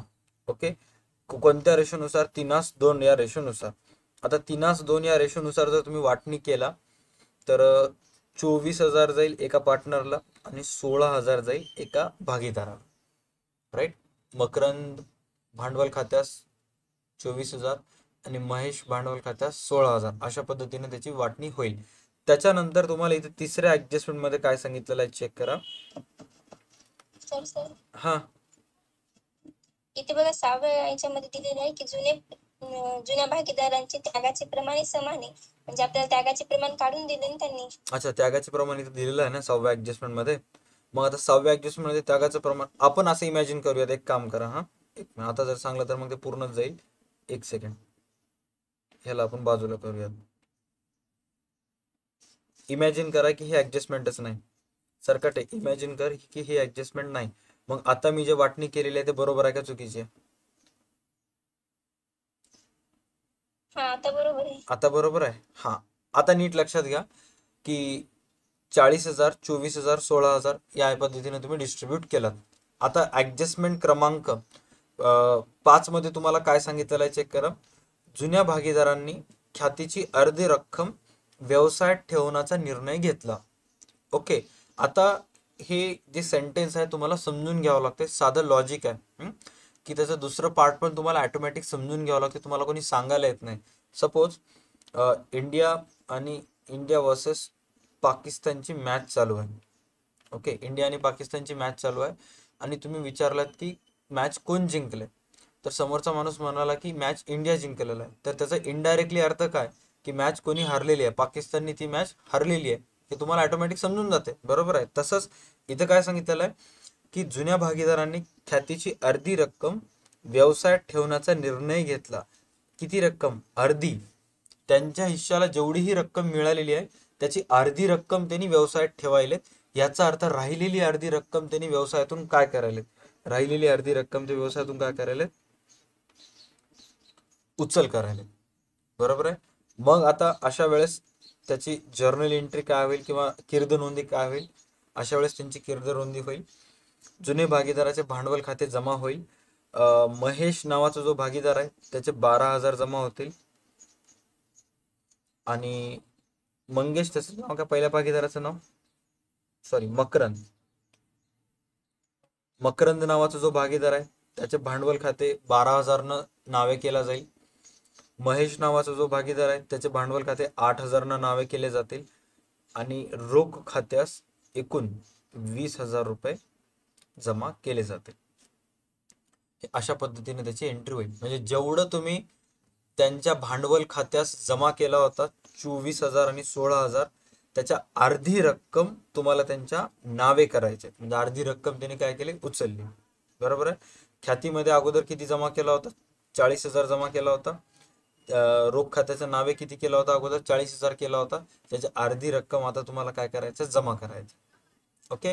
हे कधी, जर तुम्हाला गणितामध्ये अशा पद्धतीने जर इन्फॉर्मेशन दिलेलं असेल, म्हणजे जुन्या भागीदाराने ख्यातीची अर्धी रक्कम व्यवसायात ठेवण्याचा निर्णय घेतला.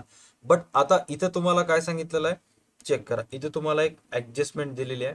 ह्या ऍडजस्टमेंट मध्ये काय सांगितलेलं आहे की जुन्या भागीदारांचे त्यागाचे प्रमाण समान होते. म्हणजे जे सॅक्रिफाईस रेशो आहे, त्यागाचे रेशो, ते तुम्हाला ऑलरेडी काढून दिलेलं आहे, एकास एक. आता मला सांगा, जर तुम्हाला त्यागाचे प्रमाण अगोदरपासूनच प्रॉब्लेम मध्ये दिलेले असेल तर मग तुम्ही नवीन त्यागाचे प्रमाण काढता का, नाही. अगोदरपासून दिलेले असेल तर मग त्याच रेशोनुसार विभागणी होते. आणि ही जी दुसरी एंट्री आहे, दुसरी कीर्द नोंद, ह्याला तुम्हाला आता त्यागाच्या प्रमाणानुसार वाटायचं आहे. म्हणजे कोणत्या स्वरूपानुसार येईल, ही एंट्री येईल अशी 20,000, 20,000, 20,000, 20,000. का, कारण त्यागाचे प्रमाण कसं आहे, दोघांचंही समान आहे. त्यामुळे त्यागाचे प्रमाण जर समान असेल तर ख्यातीचे मिळणारी रक्कम आहे ते सुद्धा समान होते. राईट. त्याच्यानंतर जुने भागीदार त्यातली अर्धी रक्कम त्यांनी उचल केली. मग जुने भागीदाराचे भांडवल खाते जे नावे होते ते अशा पद्धतीने होते, 10,000, 10,000 हे जुन्या भागीदाराचे भांडवल खाते नावे, आणि रोकड खाते 20,000 नाव होते जमा.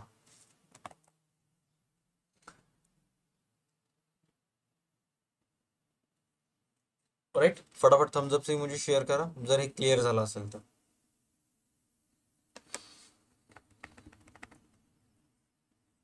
घसारा काढणं वगैरे असते, किंवा मग पुनर्मूल्यांकन खाते क्लोज करणं, भागीदाराचे भांडवल खाते बंद करणं, हे प्रत्येकांना येते. अवघड जाते कुठं, अवघड जाते ख्याती आणि त्यागाचे प्रमाण, बस. त्यामुळे त्याच्यावर जास्तीत जास्त चर्चा करणार आहे. बाकी सगळ्या गोष्टी तुम्हाला इझी जाते. ओके. बाकी तुम्हाला काही सांगायची गरज नाही.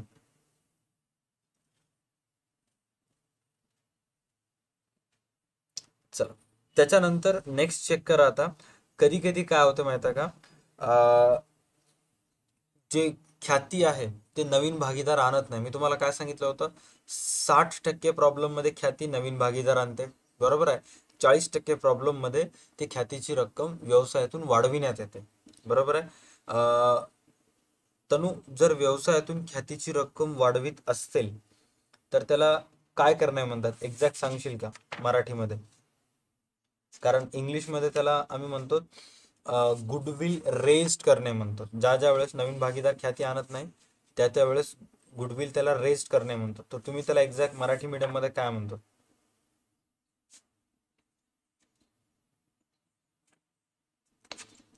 रक्कम वाढवून त्यांचं असं म्हणणं आहे की ख्यातीची रक्कम वाढविणे.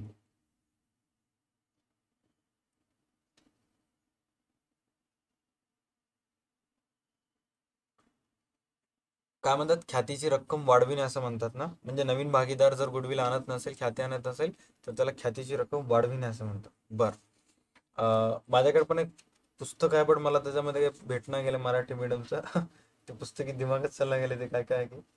ठीक आहे. पण ख्यातीची रक्कम वाढविणे हे तुमच्यापैकी मॅक्सिमम जणांना माहितीच आहे. गुडविल रेस्ट करणे. तरी सुद्धा मी इथे लिहितो जस्ट फॉर सेफ साईड राहण्यासाठी. कदाचित त्याला जर दुसरा काही शब्द असेल तर मी त्याला इथं अगोदरपासूनच इंग्लिशमध्ये लिहून टाकतो, गुडविल रेस्ड करणे, ख्यातीची रक्कम वाढविणे.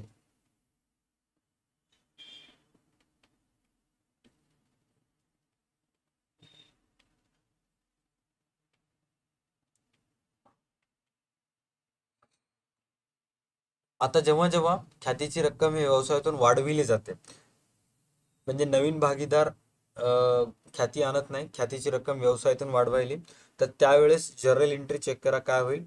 त्यावेळेस ख्यातीचे जे खाते असते ते केले जाते नावे, आणि जुने भागीदाराचे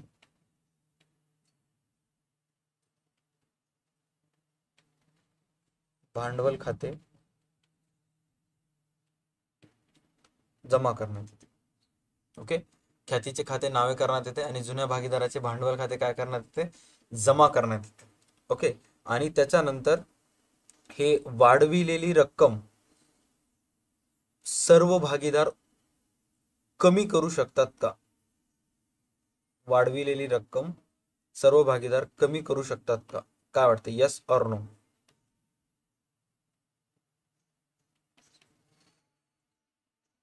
कमेंट मध्ये मला सांगायचं यस ऑर नो. भागीदार ख्यातीची वाढविलेली रक्कम कमी करू शकतात का?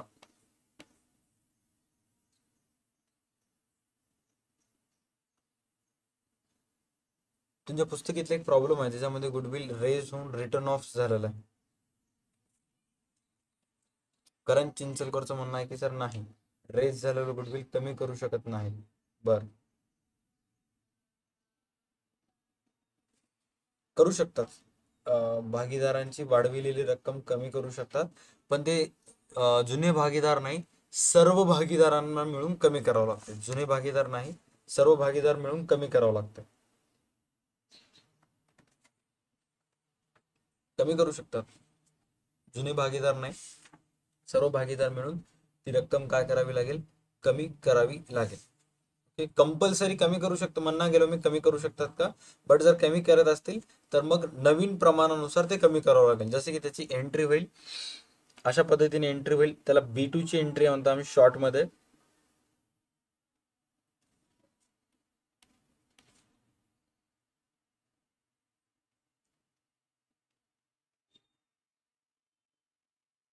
सर्व भागीदाराचे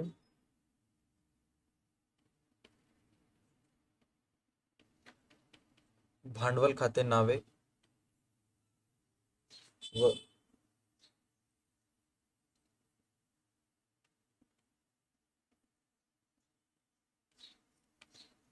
ख्याती खाते जमा कोणत्या प्रमाणानुसार, नवीन प्रमाणानुसार.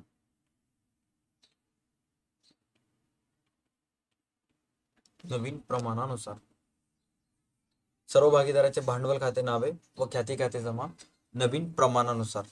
ओके, हे अशा पद्धतीने तुम्ही करू शकता. ते रेज झालेलं गुडविल त्याला रिटर्न ऑफ म्हणतात. बरोबर आहे, रेज झालेलं गुडविल त्याला काय करणं म्हणतात, रिटर्न ऑफ म्हणतात. ओके, हे सिच्युएशन मोस्ट ऑफ टाइम तर तुम्हाला सिच्युएशन येते, हे अशा पद्धतीची सिच्युएशन येते, A1 A2 A3 किंवा A1 A2, आणि काही वेळेस तुम्हाला अशी सिच्युएशन येते B1 किंवा B2, ज्याच्यामध्ये तुम्हाला सांगितलेलं आहे ख्याती खात्याच्या नावे म्हणजे गुडविल, अगोदर गुडविलची रक्कम वाढविण्यात येते व्यवसायातून, आणि नंतर ते रिटर्न ऑफ करण्यात येते, आणि मग रिटर्न ऑफ करत असताना नवीन प्रमाणानुसार ते कमी करण्यात येतात.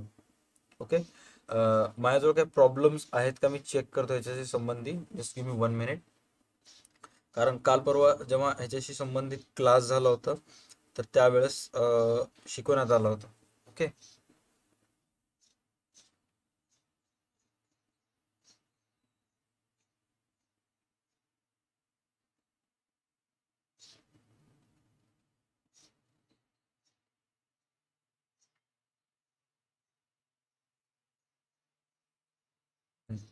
हे इंग्लिश मिडियमचे आहेत, मराठी मिडियमचे नाही आहेत.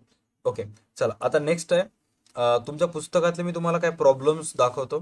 तुम्ही मला सांगायचं की त्याच्यामध्ये A1 आहे, A2 आहे, A3 आहे का, एक्झॅक्ट काय आहे ते. ओके, ते टेक्निक समजून घ्या, खूप फायदेशीर ठरणार आहात तुम्ही. आता या प्रॉब्लेम मध्ये चेक करा. हिंट तुम्हाला मी देतो की जर गुडविल न्यू भागीदार आणत असेल, नवीन भागीदार जर गुडविल आणत असेल तर ते गुडविल एकतर A1 A2 असणार आहे, आणि आणलेलं गुडविल विथड्रॉन होत असेल तर A3 असणार आहे, आणि जर गुडविल व्यवसायातून रेज होत असेल तर ते B1 आणि B2 असणार आहे. ओके, अशा पद्धतीने तुम्हाला आन्सर द्यायचे. आता ही एंट्री, हे गणित चेक करा. सुजाता आणि पौर्णिमाचं आहे आणि ह्याच्यामध्ये जे गुडविल आहे, ख्यातीचे हिस्सा आहे, ते अपर्णानं आणणार आहे. बरोबर आहे. तर आता अपर्णा जर गुडविल आणत असेल, अपर्णा जर ख्याती आणत असेल, तर मग किती एंट्रीज होतात? A1 A2 A3 तीन एंट्रीज होतात का फक्त A1 ची होते का फक्त A2 ची होते? चेक करा ते गणित आणि मला सांगा. तुम्हाला पाठ पाहिजे. A1 ची एंट्री म्हणजे काय? नवीन भागीदाराने ख्याती आणलेली रक्कम. आणि A2 ची एंट्री म्हणजे काय? आणलेली ख्यातीची रक्कम जुन्या भागीदारांना वाटणी केली. ओके. आणि जर ती वाटणी केलेली रक्कम जर उचल झाल्यास तर त्याला A3 ची एंट्री म्हणतात.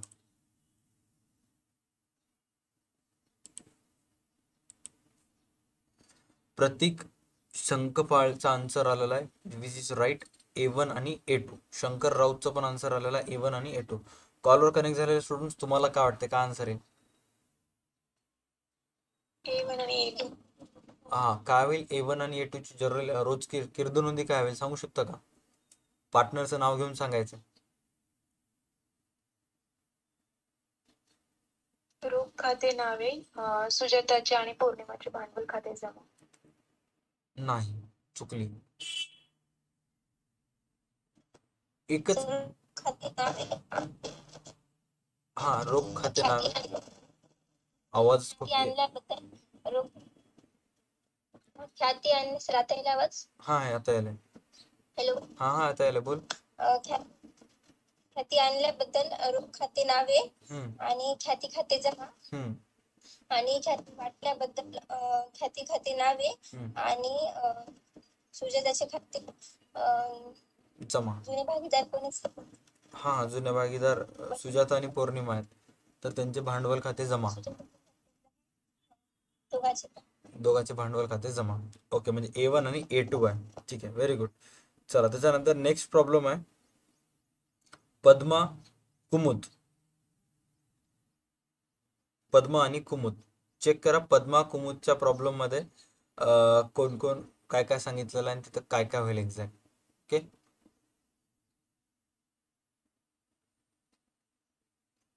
पुस्तक असेल तर तुम्ही ओपन करा. इथं मला पूर्ण प्रॉब्लेम मी शो करू शकत नाहीये, तुम्हाला ऍडजस्टमेंट दिसायला थोडेसे प्रॉब्लेम होते. ओके, आता चेक करा, तर दिसेल मे बी.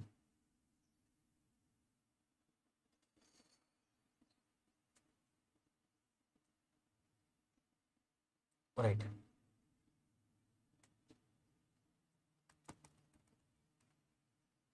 नाही, A1 A2 A3 अशा पद्धतीने सांगा. A1 A2 A3.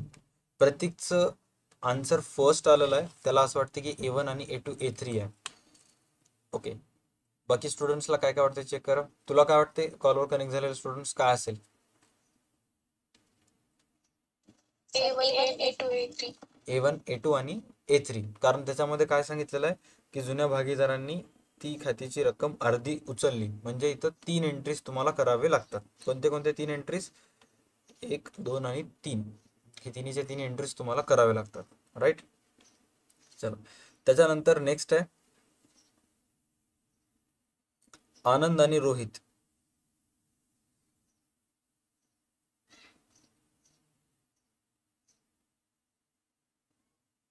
हा, इथं एक शब्द आलेला आहे अपलेखन. अपलेखन सांगतोय, अपलेखन काय असते काय नाही ते. हा, सर्वात पहिले चेक करा त्याचा नवीन भागीदार कॅपिटल किती आणला, काय सांगू शकता का?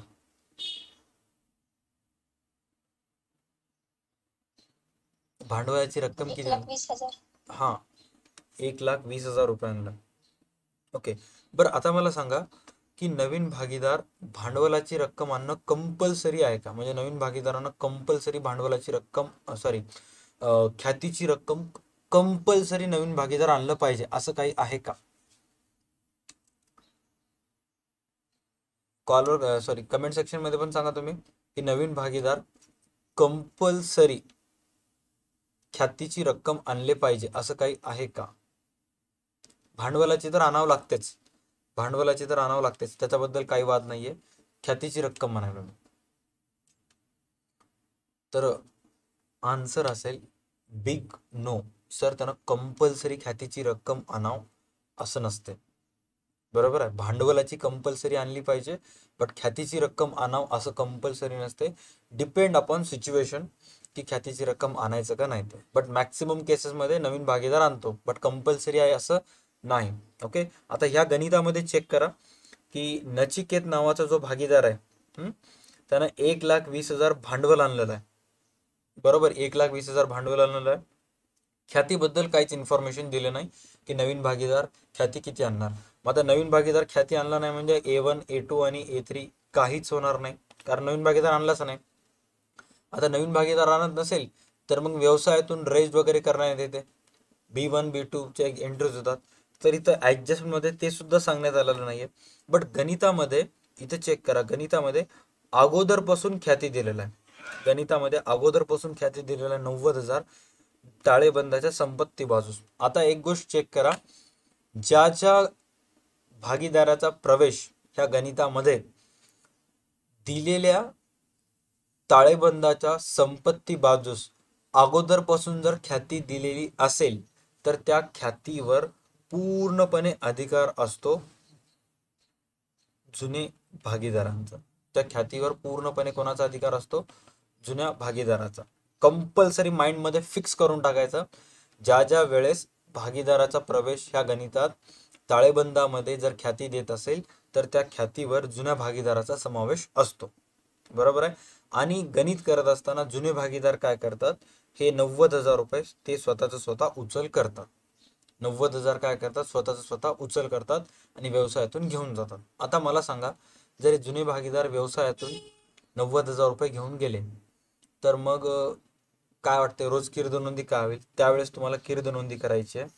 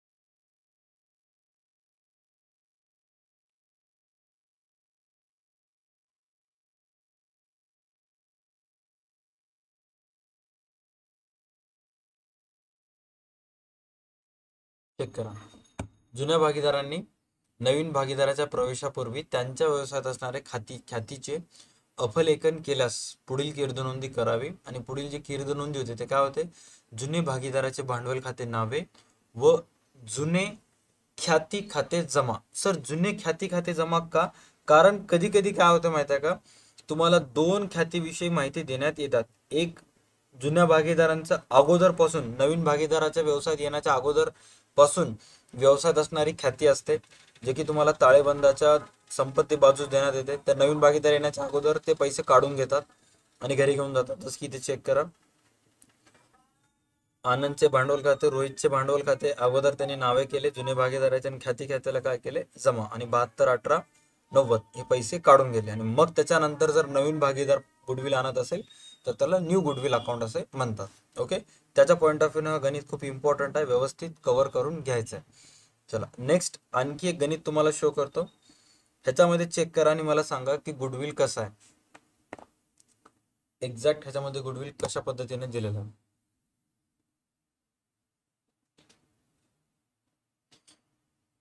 A1 आहे, A2 आहे. आत्ताच आपण बघितला होता ना किती एंट्रीज होतात काय नाही.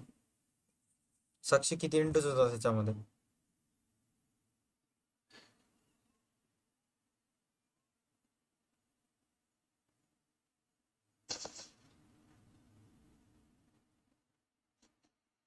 A1 A2 दोन तिला असं वाटतं की A1 A2 होतात. सरकटते.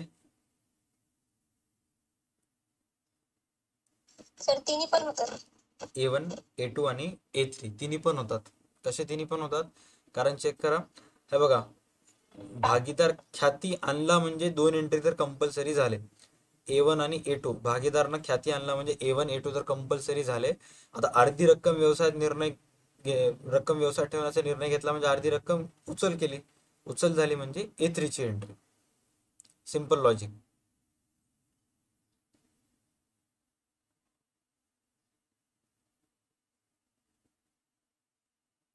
चला हे गणित चेक करा.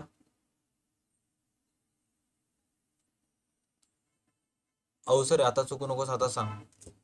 पेज नंबर 146 वरचं गणित आहे.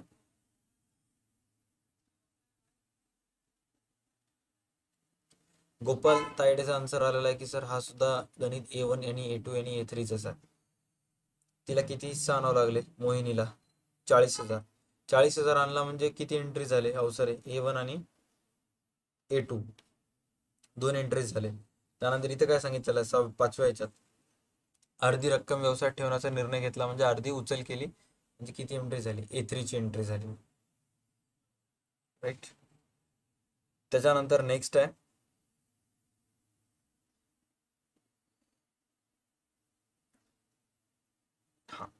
आता ह्याच्यामध्ये तुम्हाला काय काय करायला सांगितलेलं आहे मी सांगतो. ओके.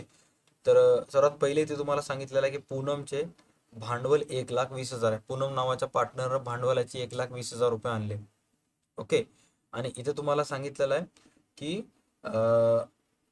ख्यातीच्या मूल्य मागील 5 वर्षाच्या सरासरी मूल्याच्या 4 पट लावावे आणि पूनमने तिच्या हिश्श्याची खाती नगदी आणावी. म्हणजे पूनम गुडविलची जी रक्कम आहे ते नगदी आणणार आहे. ओके. ख्यातीची रक्कम जे पूर्णपणे आहे ते पूनम नगदी आणणार आहे.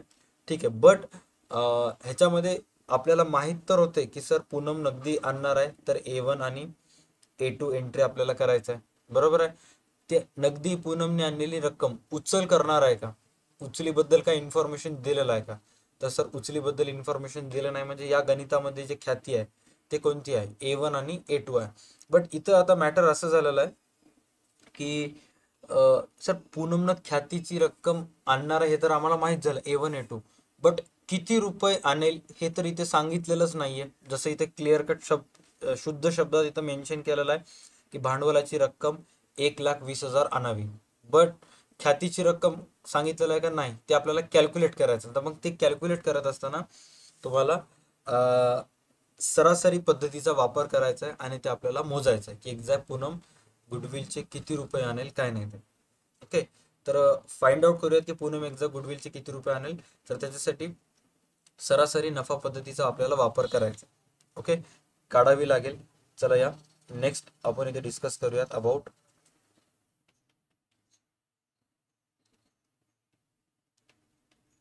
सरासरी नफा पद्धत. सरासरी नफा पद्धतीमध्ये तुम्हाला 4 स्टेप्स फॉलो करावं लागतात. किती स्टेप्स फॉलो करावं लागतात? 4 स्टेप्स. सर्वात पहिली जी स्टेप आहे ती स्टेप आहे पहिली स्टेप एकूण नफा. एकूण नफ्याचं सूत्र काय? एकूण नफा बरोबर आहे नफा वजा तोटा. आता नफा वजा तोटा म्हणजे तुम्हाला जे मागच्या 5 वर्षाची बेरीज दिलेली आहे कोणत्या कोणत्या वर्षी किती किती रुपये तोटा झालेला आहे नफा झालेला आहे ते सांगितलेलं आहे. आता इथं जर तुम्ही इमॅजिन चेक करताल तर इथं सगळेचे सगळे तुम्हाला काय सांगितलेलं आहे? मागील 5 वर्षातील नफा दिलेला आहे. आता तोटा जर द्यायचा असेल तर हे काय करतात माहिती आहे का? तुम्हाला हळूच कन्फ्यूज करतात. ह्या एका आकड्यासमोर असं कंसामध्ये ऋणचं चिन्ह देतात कोणत्याही एका आकड्यासमोर. मग अशा वेळेस समजून घ्यायचं की जर एखाद्या आकड्यासमोर ऋणचं चिन्ह आलं तर समजून घ्यायचं ते जे आहे त्या एका वर्षाचं लॉस आहे. जर ऋणचं चिन्ह आलं असेल तर ते एका वर्षातील काय? लॉस आहे, राईट. बट आता इथं कशासमोर ऋणाचं चिन्ह आलेलं नाहीये, त्यामुळे सगळेचे सगळे काय प्रॉफिट आहे तुमच्यासाठी. ओके, तर आता बेरीज करा, ह्या सगळ्यांची बेरीज किती येईल आणि मला सांगा की एक्झॅक्ट किती आहे इथे. ओके, मी अमाऊंट लिहितो. 65, 45, 75, 30 आणि 45, सॉरी 60.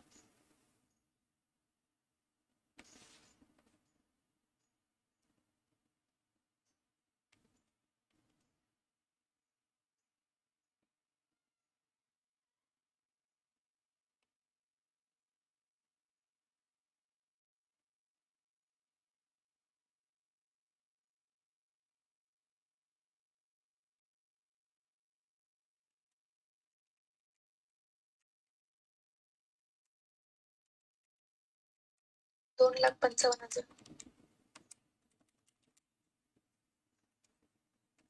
2,55,000.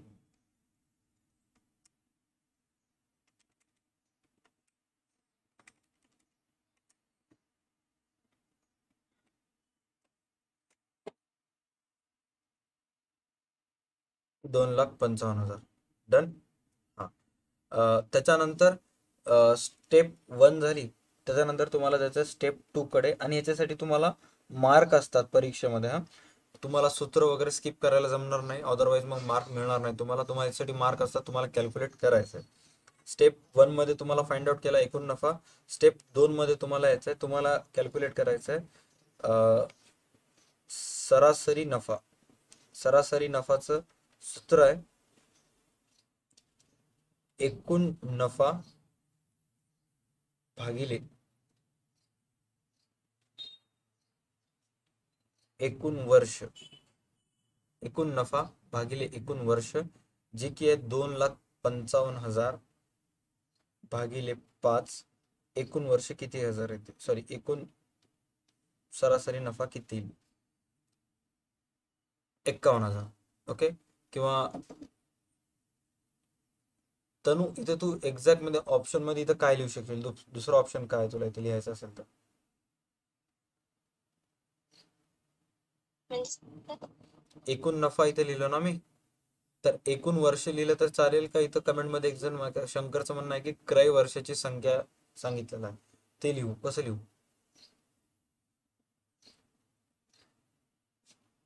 हा बघ, हॅलो, हा हे बघ इथं आहे बेटा. आवाज अटकते. हा, इथं दिसायला ना तुला स्क्रीनवर?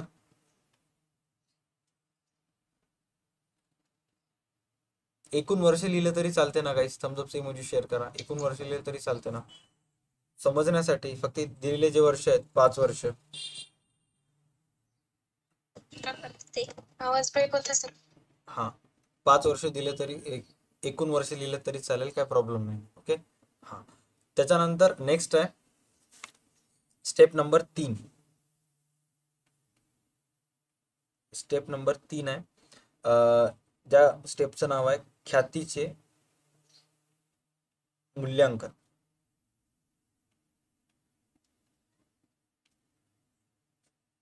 ज्याला इंग्लिशमध्ये म्हणतात व्हॅल्युएशन ऑफ गुडविल. ख्यातीचे मूल्यांकन, व्हॅल्युएशन ऑफ गुडविल. त्याचं सूत्र आहे सरासरी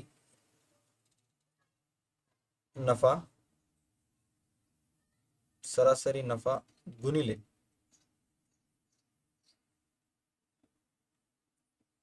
खरेदी वर्षाची नग संख्या.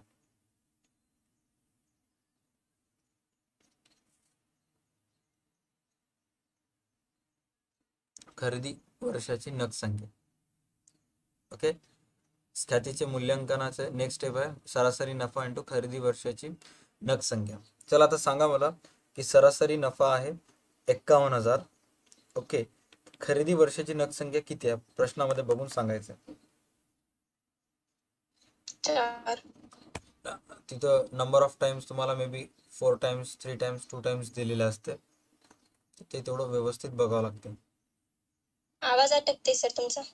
माझ्याकडून प्रॉब्लेम नाही, तुम्ही काय करा, एक वेळेस कट करून जॉईन करा, म्हणजे ऑटोमॅटिक येऊन जाईल.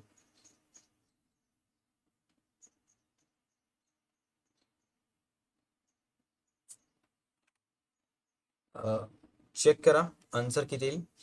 50,000 गुणिले खरेदी वर्षाची नग संख्या 4, आन्सर येईल 2,04,000. 2,04,000 हे ख्यातीचं पूर्णपणे मूल्यांकन करण्यात आलं. राईट, 4 पट आहे, ख्यातीचं मूल्यांकन करण्यात आलं. आता तुम्हाला ह्याच्यामध्ये काय करायचं आहे, तुम्हाला कॅल्क्युलेट करायचं स्टेप नंबर 4. Step number 4. त्या स्टेप नंबर 4 मध्ये तुम्हाला कॅल्क्युलेट करायचं आहे नवीन भागीदाराचा हिस्सा, किंवा नवीन भागीदाराचा म्हणल्यापेक्षा इथं आपण लिहूया तसं पूनमचा ख्यातीतील हिस्सा.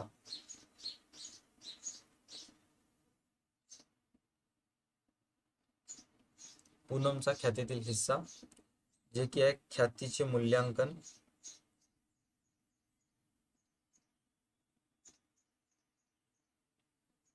मूल्यांकन गुणिले भविष्यातील हिस्सा. ख्यातीचे मूल्यांकन गुणिले भविष्यातील हिस्सा. चेक करा, ख्यातीचे मूल्यांकन तुम्हाला किती सांगितलेलं आहे, 2,04,000 सांगितलेलं आहे. भविष्यातील हिस्सा प्रॉब्लेम मध्ये किती दिलेला आहे सर? भविष्यातील हिस्सा तुम्हाला गणितामध्ये दिलेला आहे 1/5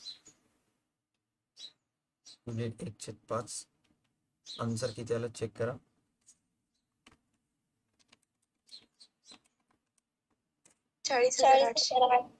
40,800. राईट. तर आता 40,800 जे आहे पूनमचा हिस्सा, ते 40,800 पूनम आता एकूण गुडविल आणणार. बरोबर आहे. आता पूनम 40,800 गुडविल आणल्यानंतर आता तुम्हाला याच्यासाठी मार्क आहेत. हे असं जर केल्यानंतर तुम्हाला एक्झाम मध्ये ज्या ज्या वेळेस गुडविलच्या वर्किंग नोटसाठी मार्क असतात त्यावेळेस तुम्हाला एवढ्या स्टेपला तुम्हाला 2 मार्क मिळतात. भागीदाराचा मृत्यूमध्ये सुद्धा तुम्हाला मृत भागीदाराचे गुडविल कॅल्क्युलेट करावं लागते, ख्याती कॅल्क्युलेट करावं लागते. त्यावेळेस तुम्हाला ह्या स्टेप्सला तिथं 2 मार्क मिळतात. आणि हे स्टेप आहे तिथे सुद्धा जास्त काही अवघड नाहीये. तिथे सुद्धा ह्या स्टेपनं गुडविल ख्याती कॅल्क्युलेट करावी लागते. ओके. तर आता 40,800 रुपये त्यांनी कोणत्या रेशोनुसार आणणार? 40,800 रुपये त्यांनी आणणार आणि ते 40,800 रुपये जुन्या भागीदाराला 3:1 या प्रमाणात वाटणार. ओके. A1 आणि A2 अशी जनरल एंट्री होणार. ओके. हे झालं गुडविलशी संबंधित माहिती. त्याच्यानंतर नेक्स्ट दिलेलं असते काही काही गणितामध्ये तुम्हाला सांगतो मी.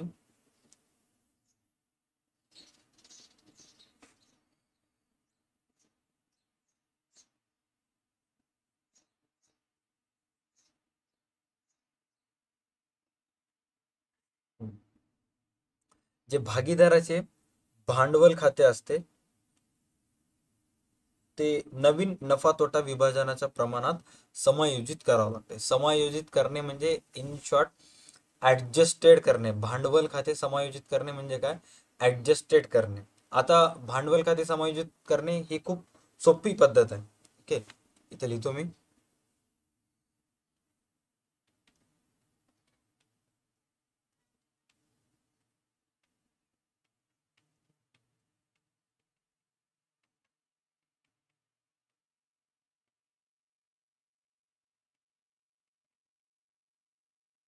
आता भांडवल खाते जे समायोजित केल्या जाते, भांडवलाचे जे लेखे समायोजित केले जातात ते 3 खात्यावर समायोजित केले जातात. भांडवलाचे जे लेखे आहेत ते 3 खात्यावर समायोजित केले जातात. कोणत्या कोणत्या 3 खात्यावर ते समायोजित केले जातात? एक तर ते कर्ज खात्यावर समायोजित केले जातात, किंवा चालू खात्यावर ते समायोजित केले जातात. कर्ज खाते किंवा चालू खाते,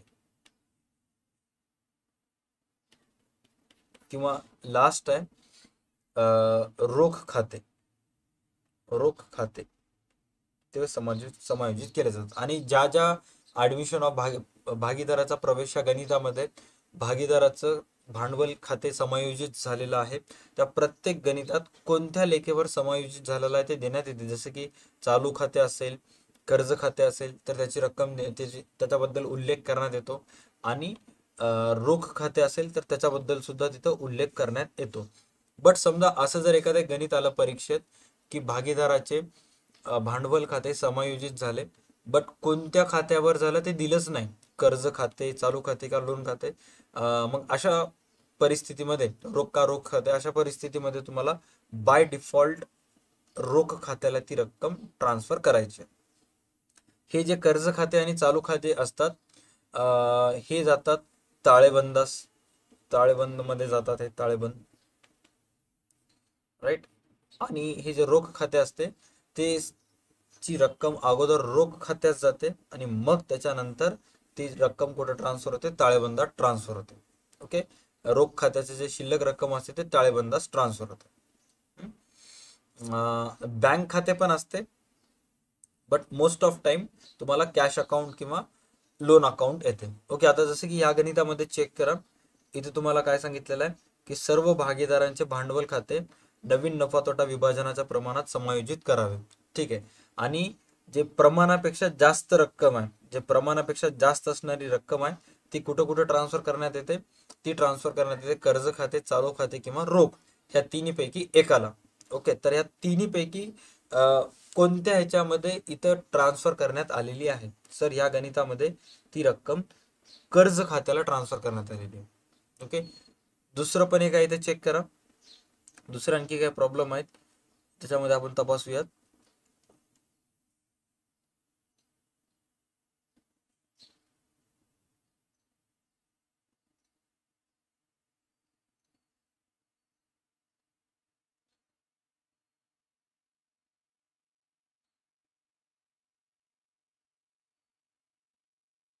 आता इथे चेक करा, भागीदाराचे भांडवल खाते तुम्हाला समायोजित करा म्हणलेलं आहे. बरोबर आहे, भागीदाराचे भांडवल खाते समायोजित करा, आणि ते कोणत्या अकाउंटवर समायोजित झालेलं आहे?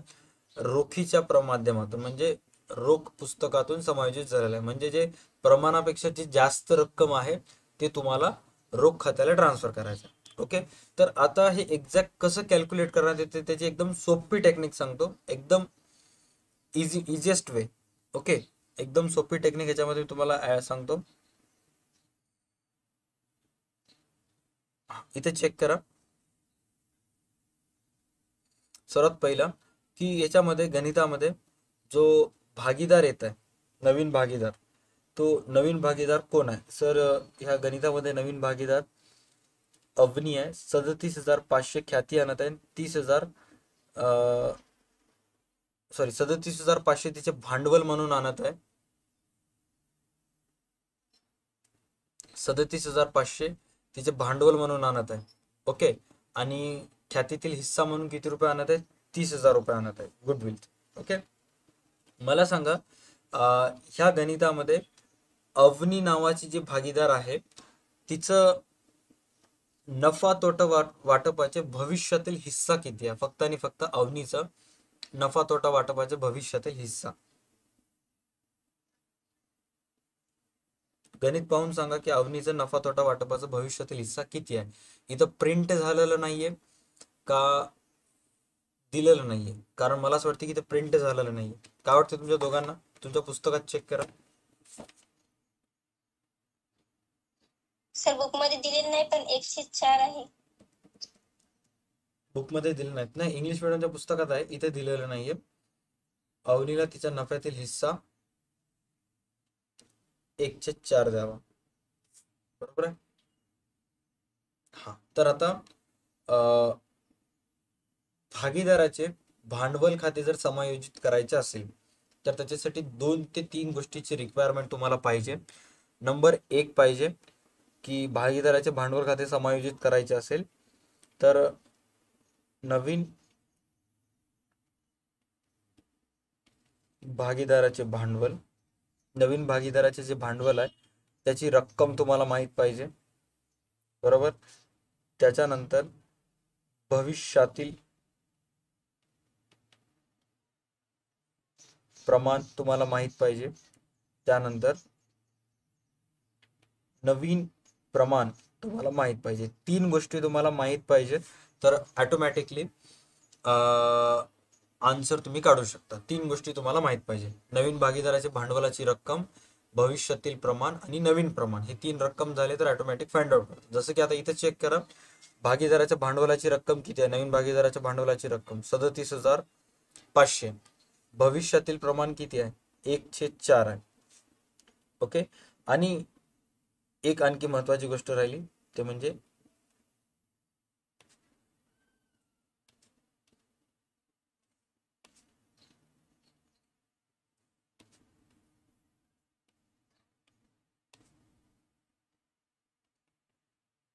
जुने प्रमाण. कारण ते माहीत असेल तरच नवीन प्रमाण काढू शकता. भविष्य आणि जुने माहीत असेल तर नवीन निघू शकतं. ओके, चला जुने प्रमाण किती आहेत चेक करा. जुने प्रमाण आहेत 2:3. चला आत्ता मी स्ट्रीमच्या सुरुवातीला तुम्हाला नवीन प्रमाण कॅल्क्युलेट करण्याची मेथड सांगितलं होतं. चला त्या पद्धतीचा वापर करा आणि मला सांगा की नवीन प्रमाण किती येईल.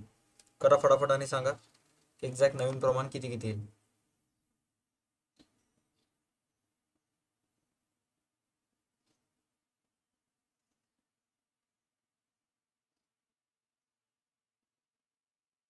सर हे 6-9-5. 6-9-5. 6-9-5. हो. हे 2ला 2, 3ला 3, 5 गुणिले 3 गुणिले 3 गुणिले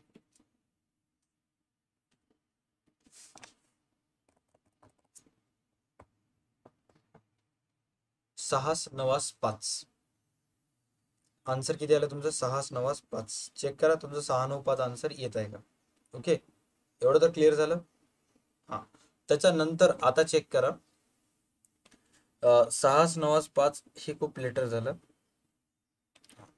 आता इथे बघा, सर्वात सोपी टेक्निक. तुम्हाला काय काम करायचंय,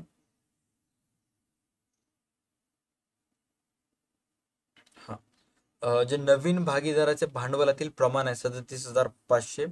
37,500 आणायला आहे. या 37,500ला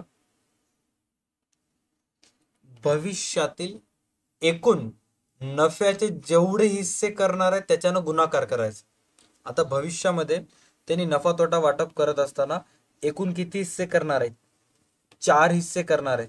त्या 4 पैकी एक हिस्सा कोणाला जाईल? नवीन भागीदाराला. बट टोटल किती हिस्से करणार? 4. तर तुम्हाला काय काम करायचं आहे, नवीन भागीदार किती रुपये भांडवल आणत आहे त्याचा गुणाकार करायचा आहे नवीन भागीदाराच्या नफ्या तोटाचे जे प्रमाण दिलेलं आहे त्याच्या छेदातील संख्येला तुम्हाला भाग देत आहे. छेदात किती संख्या दिलेल्या आहेत? 4.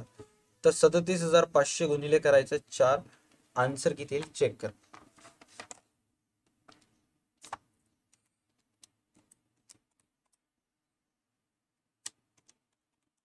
₹1,50,000 येत आहे का? हो सर, 1,50,000. 1,50,000. आता तुमच्यापैकी मॅक्सिमम जणांना डाऊट की सर तुम्ही 4 का घेतलात, तुम्ही गुणिले 1 पण करू शकला असता. त्याच्या मागचं लॉजिक, 4 पैकी एक हिस्सा नवीन भागीदार घेत आहे तर 4 पैकी 3 हिस्से कोण घेतील? जुने भागीदार घेतील. म्हणजे टोटल एका हिश्श्यासाठी ह्यानं ₹37,500 व्यवसायात आणला. ओके, मग रिमेनिंग पार्टनर 4 पैकी 3 हिस्से घेतील तर त्या 3 हिस्स्यासाठी किती आणतील? तर तुम्हाला गुणाकार करायचा आहे. 37,500 गुणिले 4 करायचं. टोटल त्यांनी व्यवसायात किती लाख रुपये आणतील? ₹1,50,000 त्यांनी व्यवसायात आणतील. आता हे जे 1,50,000 आहेत हे 1,50,000 व्यवसायाचं पूर्ण कॅपिटल झालं, की जे की तुम्हाला पार्ट मध्ये डिवाइड करायचं आहे की ₹1,50,000 जे व्यवसायाचं पूर्ण भांडवल आहे ते कोणतं पार्टनर किती रुपये आणणार. आता कोणतं पार्टनर किती रुपये आणणार, तर त्या 1,50,000ला तुम्हाला काय करायचं आहे, या 6-9-5 न भाग द्यायचा आहे. 6-9-5 ची बेरीज किती येईल? 20 येईल. 1,50,000 गुणिले 20 करायचंय. सॉरी, 1,50,000 भागिले 20 करायचं आहे. आन्सर तुमचं येईल 7,500. साधं सिंपल आन्सर आला 7,500 गुणिले 6, 7,500 गुणिले 9, 7,500 गुणिले 5. तुम्हाला काय करायचं आहे, या 7,500ला 6-9-5 न भाग द्यायचा. आता 7,500 कसं आलं? टोटल 1,50,000 व्यवसायाचं भांडवल आहे, त्याचे 20 हिस्से होणार. 20 हिस्स्यापैकी 6 हिस्से पहिला भागीदार, 9 हिस्से दुसरा आणि 5 हिस्से तिसरा. तर आता चेक करा कोणता कोणता भागीदार किती किती रुपये आणणार.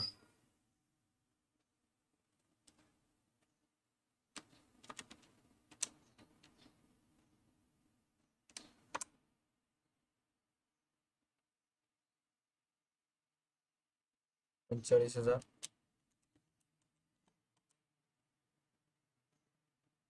67,500 आणि 37,500. 37,500. इंग्लिश अकाउंटचे ऑब्जेक्टिव्ह ऑलरेडी व्हिडिओ झालेले आहेत. चॅनलवर जाऊन तिथे व्हिडिओज आणि लाईव्ह प्लेलिस्ट ऑप्शन असते, लाईव्ह मध्ये चेक कर, स्क्रोल कर, तुला तिथे दिसून जाईल. ओके, आता ह्याचे जे 2 पोस्टिंग आहेत, ह्याचे जे 2 स्थानांतरण आहेत कुठं कुठं होतील. पहिले ह्याचे पोस्टिंग होईल, पहिली नोंद ह्याची सर्व भागीदाराचे भांडवल खाते नावे करण्यात येतील आणि ताळेबंदाच्या देयता बाजूस त्याची दुसरी नोंद होईल. दुसरी नोंद आणि पहिली नोंद. ओके. त्याची रोज कीर्द होईल का? तर याची कीर्द नोंद किंवा रोज कीर्द होणार नाही. 4.5 45,000 67,500 37,500. आता प्रॉब्लेम मध्ये चेक करा एवढं दिलेलं आहे का. तर उत्तर मध्ये बघावं लागेल कारण हे प्रॅक्टिस प्रॉब्लेम आहे. तुमच्यापैकी जर कोणी आन्सर केला असेल तर त्याला माहित असेल अशा पद्धतीने करतायत. ओके. सर ते आन्सर चुकलेले आहेत. नाही म्हणजे त्यांच्या जवळ जर काय आन्सर असेल तर ह्याचं केलेलं रेग्युलर आन्सर तर त्याच्यामध्ये ते वहीमध्ये चेक करू शकतात की ते यायलंय का. असेल तर चेक करा वहीमध्ये तुमच्या आणि थम्स अप आहे सर, बरोबर आहे. आहे सर. आहे ना. राईट. हा.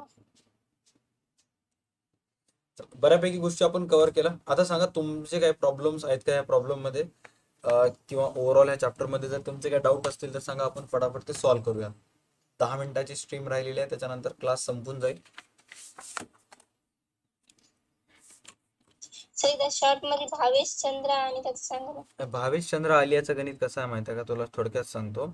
आता हे बघ, आपण इथे जे भांडवल खाते समायोजित केला बरोबर आहे.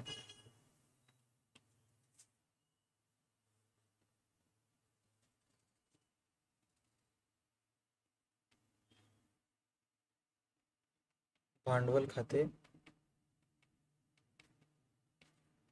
समायोजित जे आपण केलं ना तर ते समायोजित करण्याचे 2 पद्धती आहेत. भांडवल खाते समायोजित करण्याचे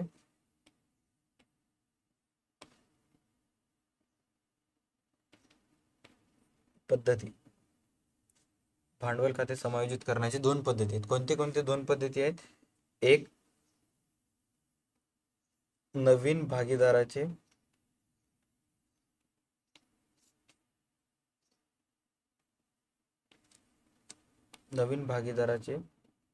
भांडवलाचे वापर करून आणि एक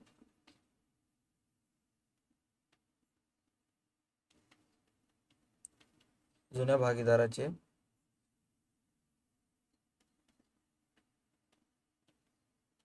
भांडवलाचे वापर करून.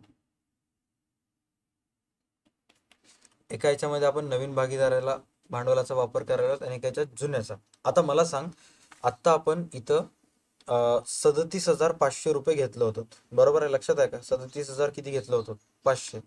तर मला सांग ते 37,500 कोणाचं भांडवल आहे? ते नवीन नवीन भागीदाराचं भांडवल आहे. राईट. मग तू काय केलीस? 37,500 गुणिले 4 केलीस. आन्सर तुझं 1.5 लाख आलं. आणि मग त्या 1.5 लाखला तू 6 9 5 या रेशोनुसार भाग देऊन भांडवल खाते काय केलीस? तू समायोजित केलीस. राईट. तर ते भांडवल खाते समायोजित करत असताना तू नवीन भागीदाराचा भांडवलाचा वापर केलीस. तर ते भावेश चंद्र आलियाचे जे गणित आहे त्याच्यामध्ये तुला कोणत्या भागीदाराचा भांडवलाचा वापर करायचा आहे? जुन्या. आणि त्या जुन्या भागीदाराचा वापर करून भांडवल खाते समायोजित करायचे. आता जेव्हा तू जुन्या भागीदाराचा भांडवल खात्याचा वापर करून ते समायोजित करत असशील तर त्यावेळेस काही बेसिक टेक्निक्स आहेत जे तुला फॉलो करावं लागते. जसे की आता उदाहरणार्थ मी तुला शॉर्ट मध्ये सांगतो की भावेश चंद्र आलियाचं जे गणित आहे ते सगळेजण आपण आता जसं केलं ना नवीन भागीदाराचं तसं करायला बघतात, त्यामुळे ते चुकते. आता चेक करा इथं.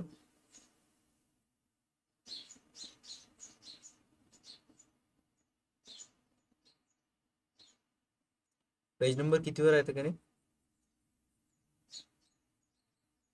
151. 7वं गणित आहे ना, 7वं गणित इथं असायला पाहिजे. 51 पेज नंबरवर आहे. राईट. हे बघ, भावेश चंद्रा. आता ह्याच्यामध्ये बघ किती गोष्टी सोप्या आहेत. सर्वात पहिले सांगितलेलं आहे की आर्याने ख्यातीतील हिस्सा रुपये 20,000 नगदी आणावा. तिनं किती रुपये गुडविलचे नगदी आणावा? 20,000 रुपये. ओके. हा. आणि इथं तुमच्यासोबत गुगली खेळलेला आहे. इथं तुम्हाला काय सांगितलेलं आहे की आवश्यक भांडवलातील हिस्सा नगदी आणावा. आता आवश्यक भांडवलातील हिस्सा म्हणजे जर आपल्याला इथे जर सांगितलं असतं की 1 लाख रुपये तिने आवश्यक भांडवलातील हिस्सा आणावा, तर किती लाईफ सॉर्ट आउट झाली असती. बट इथे त्यांनी काय सांगितलं मुद्दामून, आवश्यक भांडवलातील हिस्सा नगदी आणावा. आता माणूस काय करते, पूर्ण गणित हुडकते, कुठे दिसते का बघते, आणि शेवटी काय सांगितलेलं आहे चेक करा. सर्व समायोजन नोंदी झाल्यानंतर जुन्या भागीदाराच्या भांडवल खात्याच्या आधारे, म्हणजे कोणत्या भागीदाराचं कॅपिटल आपल्याला इथं समायोजित करायचं आहे, जुन्या भागीदाराच्या भांडवल खात्याच्या आधारे नवीन नफा तोटा वाट्याच्या प्रमाणात भांडवलाचे समायोजन करावे. म्हणजे जर या गणितामध्ये जर आलियाचं भांडवल दिलं असतं तर मग तू काय केली असतीस, सपोज आलियाचं भांडवल दिलं असतं 60,000, तर 60,000 गुणिले 5 केली असतीस, कारण इथे हिस्सा किती यायचं, 5 आहे ना. 60,000 गुणिले 5 आणि आन्सर तुझं किती आलं असतं, 3 लाख. आणि मग त्या 3 लाखला तू नवीन नफा तोट्याच्या प्रमाणात वाटो करून भांडवल खाते समायोजित केले असते. बट इथं तुला काय करायचंय, भांडवल खाते समायोजित करत असताना कोणाच्या भांडवलाचा वापर करायचा आहे, जुन्या भागीदाराच्या भांडवलाचा तुला वापर करायचा आहे. आता ते वापर करत असताना तुला काय करावं लागेल, सर्वात पहिला हे जेवढेही ऍडजस्टमेंट आहेत, जेवढेही समायोजन आहेत, ते सर्व समायोजन करून घ्यायचे. ओके. आता मला सांग, ह्याचे 2 स्थानांतरण तुला करता येतात का गणितामध्ये जिथं होतात तिथं, येस ऑर नो? 20,000ची 2 नोंदी करता येतात का? आवाज ऐकवायला का तुला? हो सर, आणल्याची पण वाटल्याची. हा, येस ऑर नो मध्ये सांग फक्त. हा, भांडवलाची रक्कम दिली नाही म्हणून कोणती ऍडजस्टमेंट रुकलेली का? म्हणजे भांडवलाची रक्कम दिली नाही म्हणून मी आता ही ऍडजस्टमेंट करू शकत नाही, अशी कोणती ऍडजस्टमेंट आहे का याच्यात, की सर भांडवलाची रक्कम दिली नाही? नाही, सगळेच करता येतात. नाही बघ, हा नाही, बाकीचे करता येतात, नफा तोटा समायोजनशी नाही करता येत फक्त. हा, नफा तोटा समायोजन ते एक करता येत नाही बघ, हे बाकी सगळे ऍडजस्टमेंट करता येतात. इवन हे सुद्धा करता येते. आणि नवीन ताळेबंदात खाती दाखवू नये हे सुद्धा करता येते. खाती तुम्हाला काय करायचं, रिटर्न ऑफ करायचं, हे सुद्धा करता येते, काहीच प्रॉब्लेम नाही. बरोबर, सगळे ऍडजस्टमेंट करता येतात. बरोबर, मग सगळे ऍडजस्टमेंट झाले. जे भांडवल खाती तुला समायोजित करायचंय, ते भांडवल खाती समायोजित करण्याची जी मेथड आहे, त्याच्यासाठी रिव्हॅल्युएशन अकाउंट, पुनर्मूल्यांकन खाते काही बीच मध्ये आडा घालते का, की जोपर्यंत रिव्हॅल्युएशन भांडवल खाती क्लोज करत नाही किंवा भांडवल खाती समायोजित करत नाही तोपर्यंत रिव्हॅल्युएशन अकाउंट क्लोज करता येत नाही, असं काही आहे का? सोप्या भाषेत नाही विचार. सर, असं काही नाही. हा, म्हणजे सर्वात पहिली मेथड कोणती आहे, रिव्हॅल्युएशन अकाउंट अगोदर क्लोज करावं लागते का भांडवल खाती समायोजित करावं लागतात? सर्वात पहिले काम कोणतं करावं लागते तुला, जे पुनर्मूल्यांकन खाते. हा, मला तुला फक्त एवढंच हे कळून द्यायचं आहे की ह्या ऍडजस्टमेंटसाठी किंवा ह्या गणितामध्ये भागीदाराचे भांडवल खाते समायोजित करण्यासाठी बाकी कोणतीच ऍडजस्टमेंट बीच मध्ये येत नाही. बरोबर आहे. तर तुला काय करायचंय, पूर्ण ऍडजस्टमेंट करून घ्यायचे आणि पुनर्मूल्यांकन खाते क्लोज करायचे. बरोबर, आता पुनर्मूल्यांकन खाते क्लोज केल्यानंतर पुनर्मूल्यांकन खाते एक तर नफा दाखवेल किंवा तोटा दाखवेल. बरोबर आहे. आणि नफा तोटाची विभागणी तुला कुठं करायचं आहे, भागीदाराच्या भांडवल खात्यात करायचं आहे. आता इमॅजिन कर की तू फक्त आणि फक्त ही एक ऍडजस्टमेंट रिमेनिंग ठेवलीस आणि बाकी सगळे ऍडजस्टमेंट करून टाकलीस. ओके, रिव्हॅल्युएशन जे पुनर्मूल्यांकन खातं आहे ते सुद्धा क्लोज केली, सगळं झालं. आणि पुनर्मूल्यांकन खात्याचे जे नफा तोटा आहे, पुनर्मूल्यांकन खात्याचे जे नफा तोटा आहे, ते जे राहिलेलं नफा आहे ते तू कुठे टाकलीस, भागीदाराच्या भांडवल खात्याच्या जमा बाजूस केलीस. ओके, तर आता मला सांग, नेक्स्ट स्टेप तू काय करशील इथून पुढे. नेक्स्ट स्टेप की तुला भांडवल खाते बंद करायचे, क्लोज करायचं. बरोबर, म्हणजे शिल्लक रक्कम तुला फाइंड आउट करायचं आहे. बट तुझी एक अडचण आहे की तुला माहीतच नाही की आलियाचं कॅपिटल किती आहे. बरोबर आहे, तर तुला आलियाचं कॅपिटल फाइंड आउट करायचं आहे. मग आता आलियाचं कॅपिटल फाइंड आउट कसं करायचं, तर सर्वात पहिले तुला काय करायचं आहे, आलियाचं कॅपिटल फाइंड आउट करण्यासाठी जे गणितामध्ये जे रिमेनिंग पार्टनर्स दिलेले आहेत, भावेश आणि चंद्रा,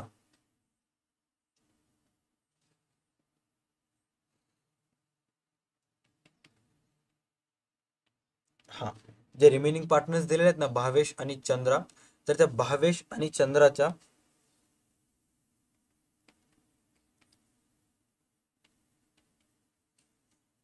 जमा आणि नावे बाजू, जी जमा आणि नावे बाजू आहे, तर त्या जम्या बाजूतून नावे बाजू मायनस करायच्या. सर्वात पहिले अगोदर तू काय करत होतीस आतापर्यंत, नवीन भागीदाराचं अकाउंट हे अगोदर क्लोज करत होतीस, बरोबर आहे. अगोदर त्याच्या जमा बाजूतून नावे बाजू मायनस करत होतीस, राईट. आता तुला काय करायचं आहे, नावे जे जुने भागीदार आहेत त्यांचं तुला सर्वात अगोदर क्लोज करायचं आहे. आणि जेव्हा जुन्या भागीदाराच्या जम्या बाजूतून नावे बाजूतून मायनस करशील, तुला काहीतरी अशी अमाऊंट भेटेल. भावेशचे तुला किती रुपये मिळतील, जम्या बाजूतून नावे बाजू मायनस केल्यास 33,950, आणि चंद्राचे तुला मिळतील 28,650. हे कधी आहे, पुनर्मूल्यांकन खाते क्लोज करून त्याचं नफा तोटा वाटणी केल्यानंतर. ओके. आणि मग मायनस केल्यानंतर त्या दोन्हीची बेरीज कर. एक्झॅक्ट ह्या दोन्हीची बेरीज किती आली, एक्झॅक्ट ह्या दोन्हीची बेरीज किती आली, 62,600. एक्झॅक्ट ह्या दोन्हीची बेरीज किती आली, 62,600. आता शॉर्ट मध्ये सांगतो तुला, 2 मिनिटाचंच काम आहे, मॅटर क्लोज होऊन जाते. जे नवीन भागीदार आहे आलिया, तिचं भविष्यातील हिस्सा किती आहे, 1/5, राईट. मग रिमेनिंग पार्टनर्स पैकी 5 पैकी किती असेल, 4. हा, रिमेनिंग पार्टनरचा 5 पैकी किती असेल, 4. मग मला सांग, 5 पैकी 4 हिस्से यांना भेटायले, कोणाकोणाला, भावेशला आणि चंद्राला 5 पैकी किती हिस्से मिळाले, 4. तर ह्या 4 हिस्सासाठी त्यांच्या भांडवलाची रक्कम किती आहे, 4 हिस्सासाठी 62,000. 62,600. बरोबर आहे, 62,600, राईट.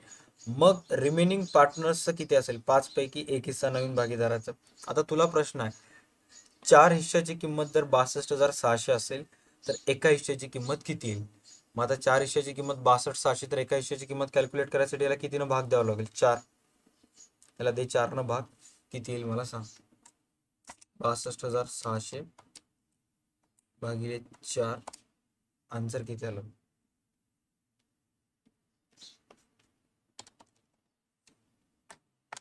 15,650. 15,650. राईट. म्हणजे 4 हिस्साची किंमत 62,600, एका हिस्साची किंमत किती, 15,650, बरोबर आहे. मग ते पार्टनर्स 5 पैकी 4 हिस्से घेत असतील तर त्यांनी कॅपिटल आणले 62,600. तर मग आलिया असेल जे नवीन पार्टनर, तिला 5 पैकी किती हिस्से मिळाले, 1.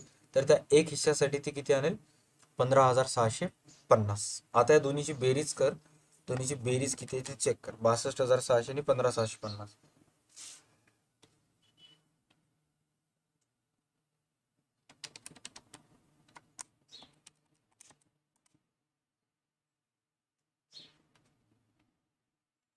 $78,250. 78,250 हे व्यवसायाचं ओव्हरऑल समायोजित भांडवल आहे.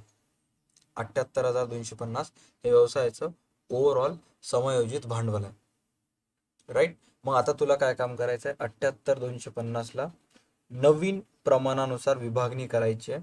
आणि नवीन प्रमाणानुसार विभागणी केल्यानंतर तुला त्या तिघांचं समायोजित भांडवल मिळून जाईल, की कोण कोण किती किती आणि काय काय नाही ते. ओके. तर आता नवीन प्रमाण कसं कॅल्क्युलेट करूया, त्यांचं रेशो चेक कर, किती आहे, 3:1, 3:1, किती, 4, 1/5 आहे, गुणिले 4 गुणिले 4 गुणिले 1, 12, 4, 4, शॉर्टमध्ये 3:1, 1. 78,250ला डिवायडेड बाय 5 कर, 78,250 डिवायडेड बाय 5. एका हिस्साची किंमत आली 15,650, हे दोघं 15,650, 15,650 या दोघांना गुणिले 3, 46,950 एक आले, 46,950 एक आले. हे झालं त्यांचं कॅपिटल अकाउंट समायोजित जुन्या भागीदाराच्या प्रमाणानुसार. आता जेवढं अवघड वाटते आता मी सांगितलं त्याच्यापेक्षा कितीतरी पटीनं सोपं आहे. जेव्हा तुम्ही पूर्ण गणित करता, पुनर्मूल्यांकन खाते क्लोज करता, त्याच्यानंतर तुला एकच काम करायचं आहे की तुला नवीन भागीदाराचं भांडवल खाते क्लोज न करता तुला अगोदर जुन्या भागीदाराचं भांडवल खाते क्लोज करावं लागतं आणि चेक करावं लागते की त्यांच्या नावे जमा बाजूतून नावे बाजू वजा केल्यानंतर शिल्लक किती आले. चेक कर 46,950 चे पोस्टिंग वगैरे दिसायली का. ह्याच्यामध्ये लेजर अकाउंट तयार करा मूल्य नाही का, आहे नाही तर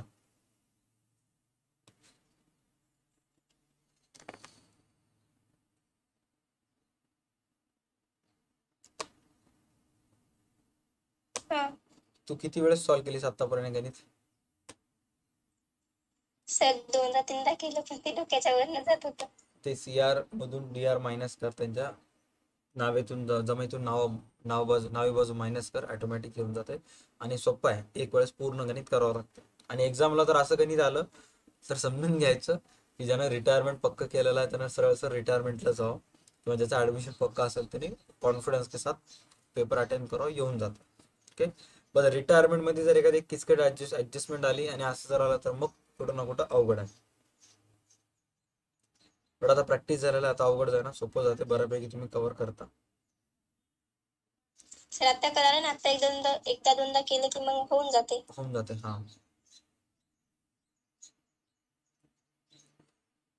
भांडवलाचे समायोजन सांगा ना सर, असं सूर्यवंशीचं मॅसेज आले. ऑलरेडी तुम्ही क्लास आता मागचे 1.5 ते 2 तास जर क्लास चालू आहे, थोडंसं मागे करा व्हिडिओला, तुम्हाला तिथे दिसून जाईल.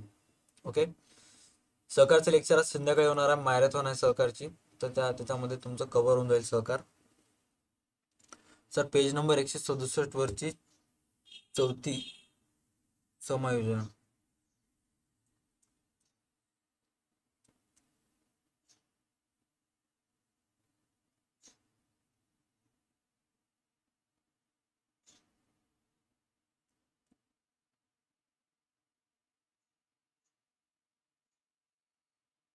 पेज नंबर 164 वर तर ऑब्जेक्टिव्ह दिसायलेत मला इथं.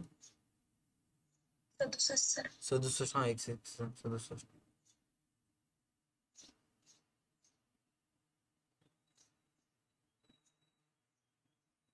चौथी ऍडजस्टमेंट ते फक्त घसाराच्या विरुद्ध ऍडजस्टमेंट आहे ना ते. मालसाठ्याचे 5% आणि इमारतीचे 20% मूल्य वाढवा. वाढवायची फक्त. हा ऍप्रिसिएशन आहे ते. मालसाठा किती आहे, 20,000 वर 5% किती येईल, 1,000 रुपये येईल. ऍड करून संपत्ती बाजूस ऍड करायचं, अधिक करायचं आणि त्यानंतर रिव्हॅल्युएशनच्या जमा बाजूस टाकून टाकायचं, पुनर्मूल्यांकन त्यांच्या जमा बाजूस. इमारतीचं पण तसंच आहे, 16,000 वर 20%, 3,200 रुपये त्याच्यामध्ये अधिक करून पुनर्मूल्यांकन खात्याच्या जमा बाजूस टाकायचं. सहकारचा संध्याकाळचे टायमिंग आहे, व्हॉट्सअप ग्रुपमध्ये तुम्ही जॉईन करा, तुम्हाला तिथे टायमिंग वगैरे मिळून जाईल. लिंक येते व्हॉट्सअप ग्रुपमध्ये आणि मग तिथून तुम्ही जॉईन करू शकता. ओके,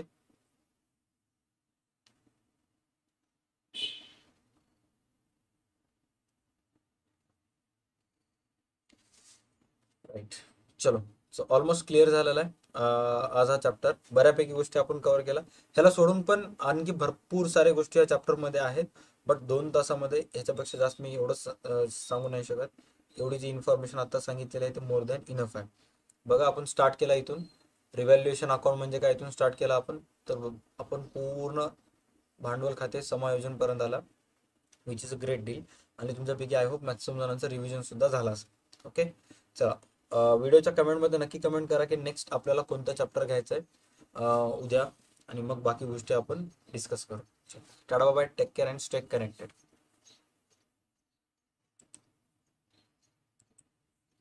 हा व्हिडिओ पूर्णपणे बघितल्याबद्दल.